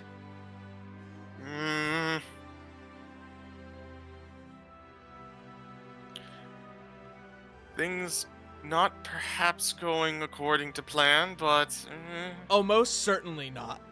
But you gotta do what you can do. yeah, that's war. No plan survives contact with the enemy. Above game, for those interested, Garrett failed his morale check. Severely failed his morale check. And has thus abandoned his mission. And has in fact set upon a new mission. But that's stuff for next session, as we gotta get on out of here. Thank you all for joining us tonight. We are at overtime, so we're gonna send it on to our sleepy sheepies who gotta get to working in the morning. I'm gonna send it to River first. That's me. You can find me over at twitch.tv/WickedRiver97, where I actually have a date. I'm returning finally. March 3rd.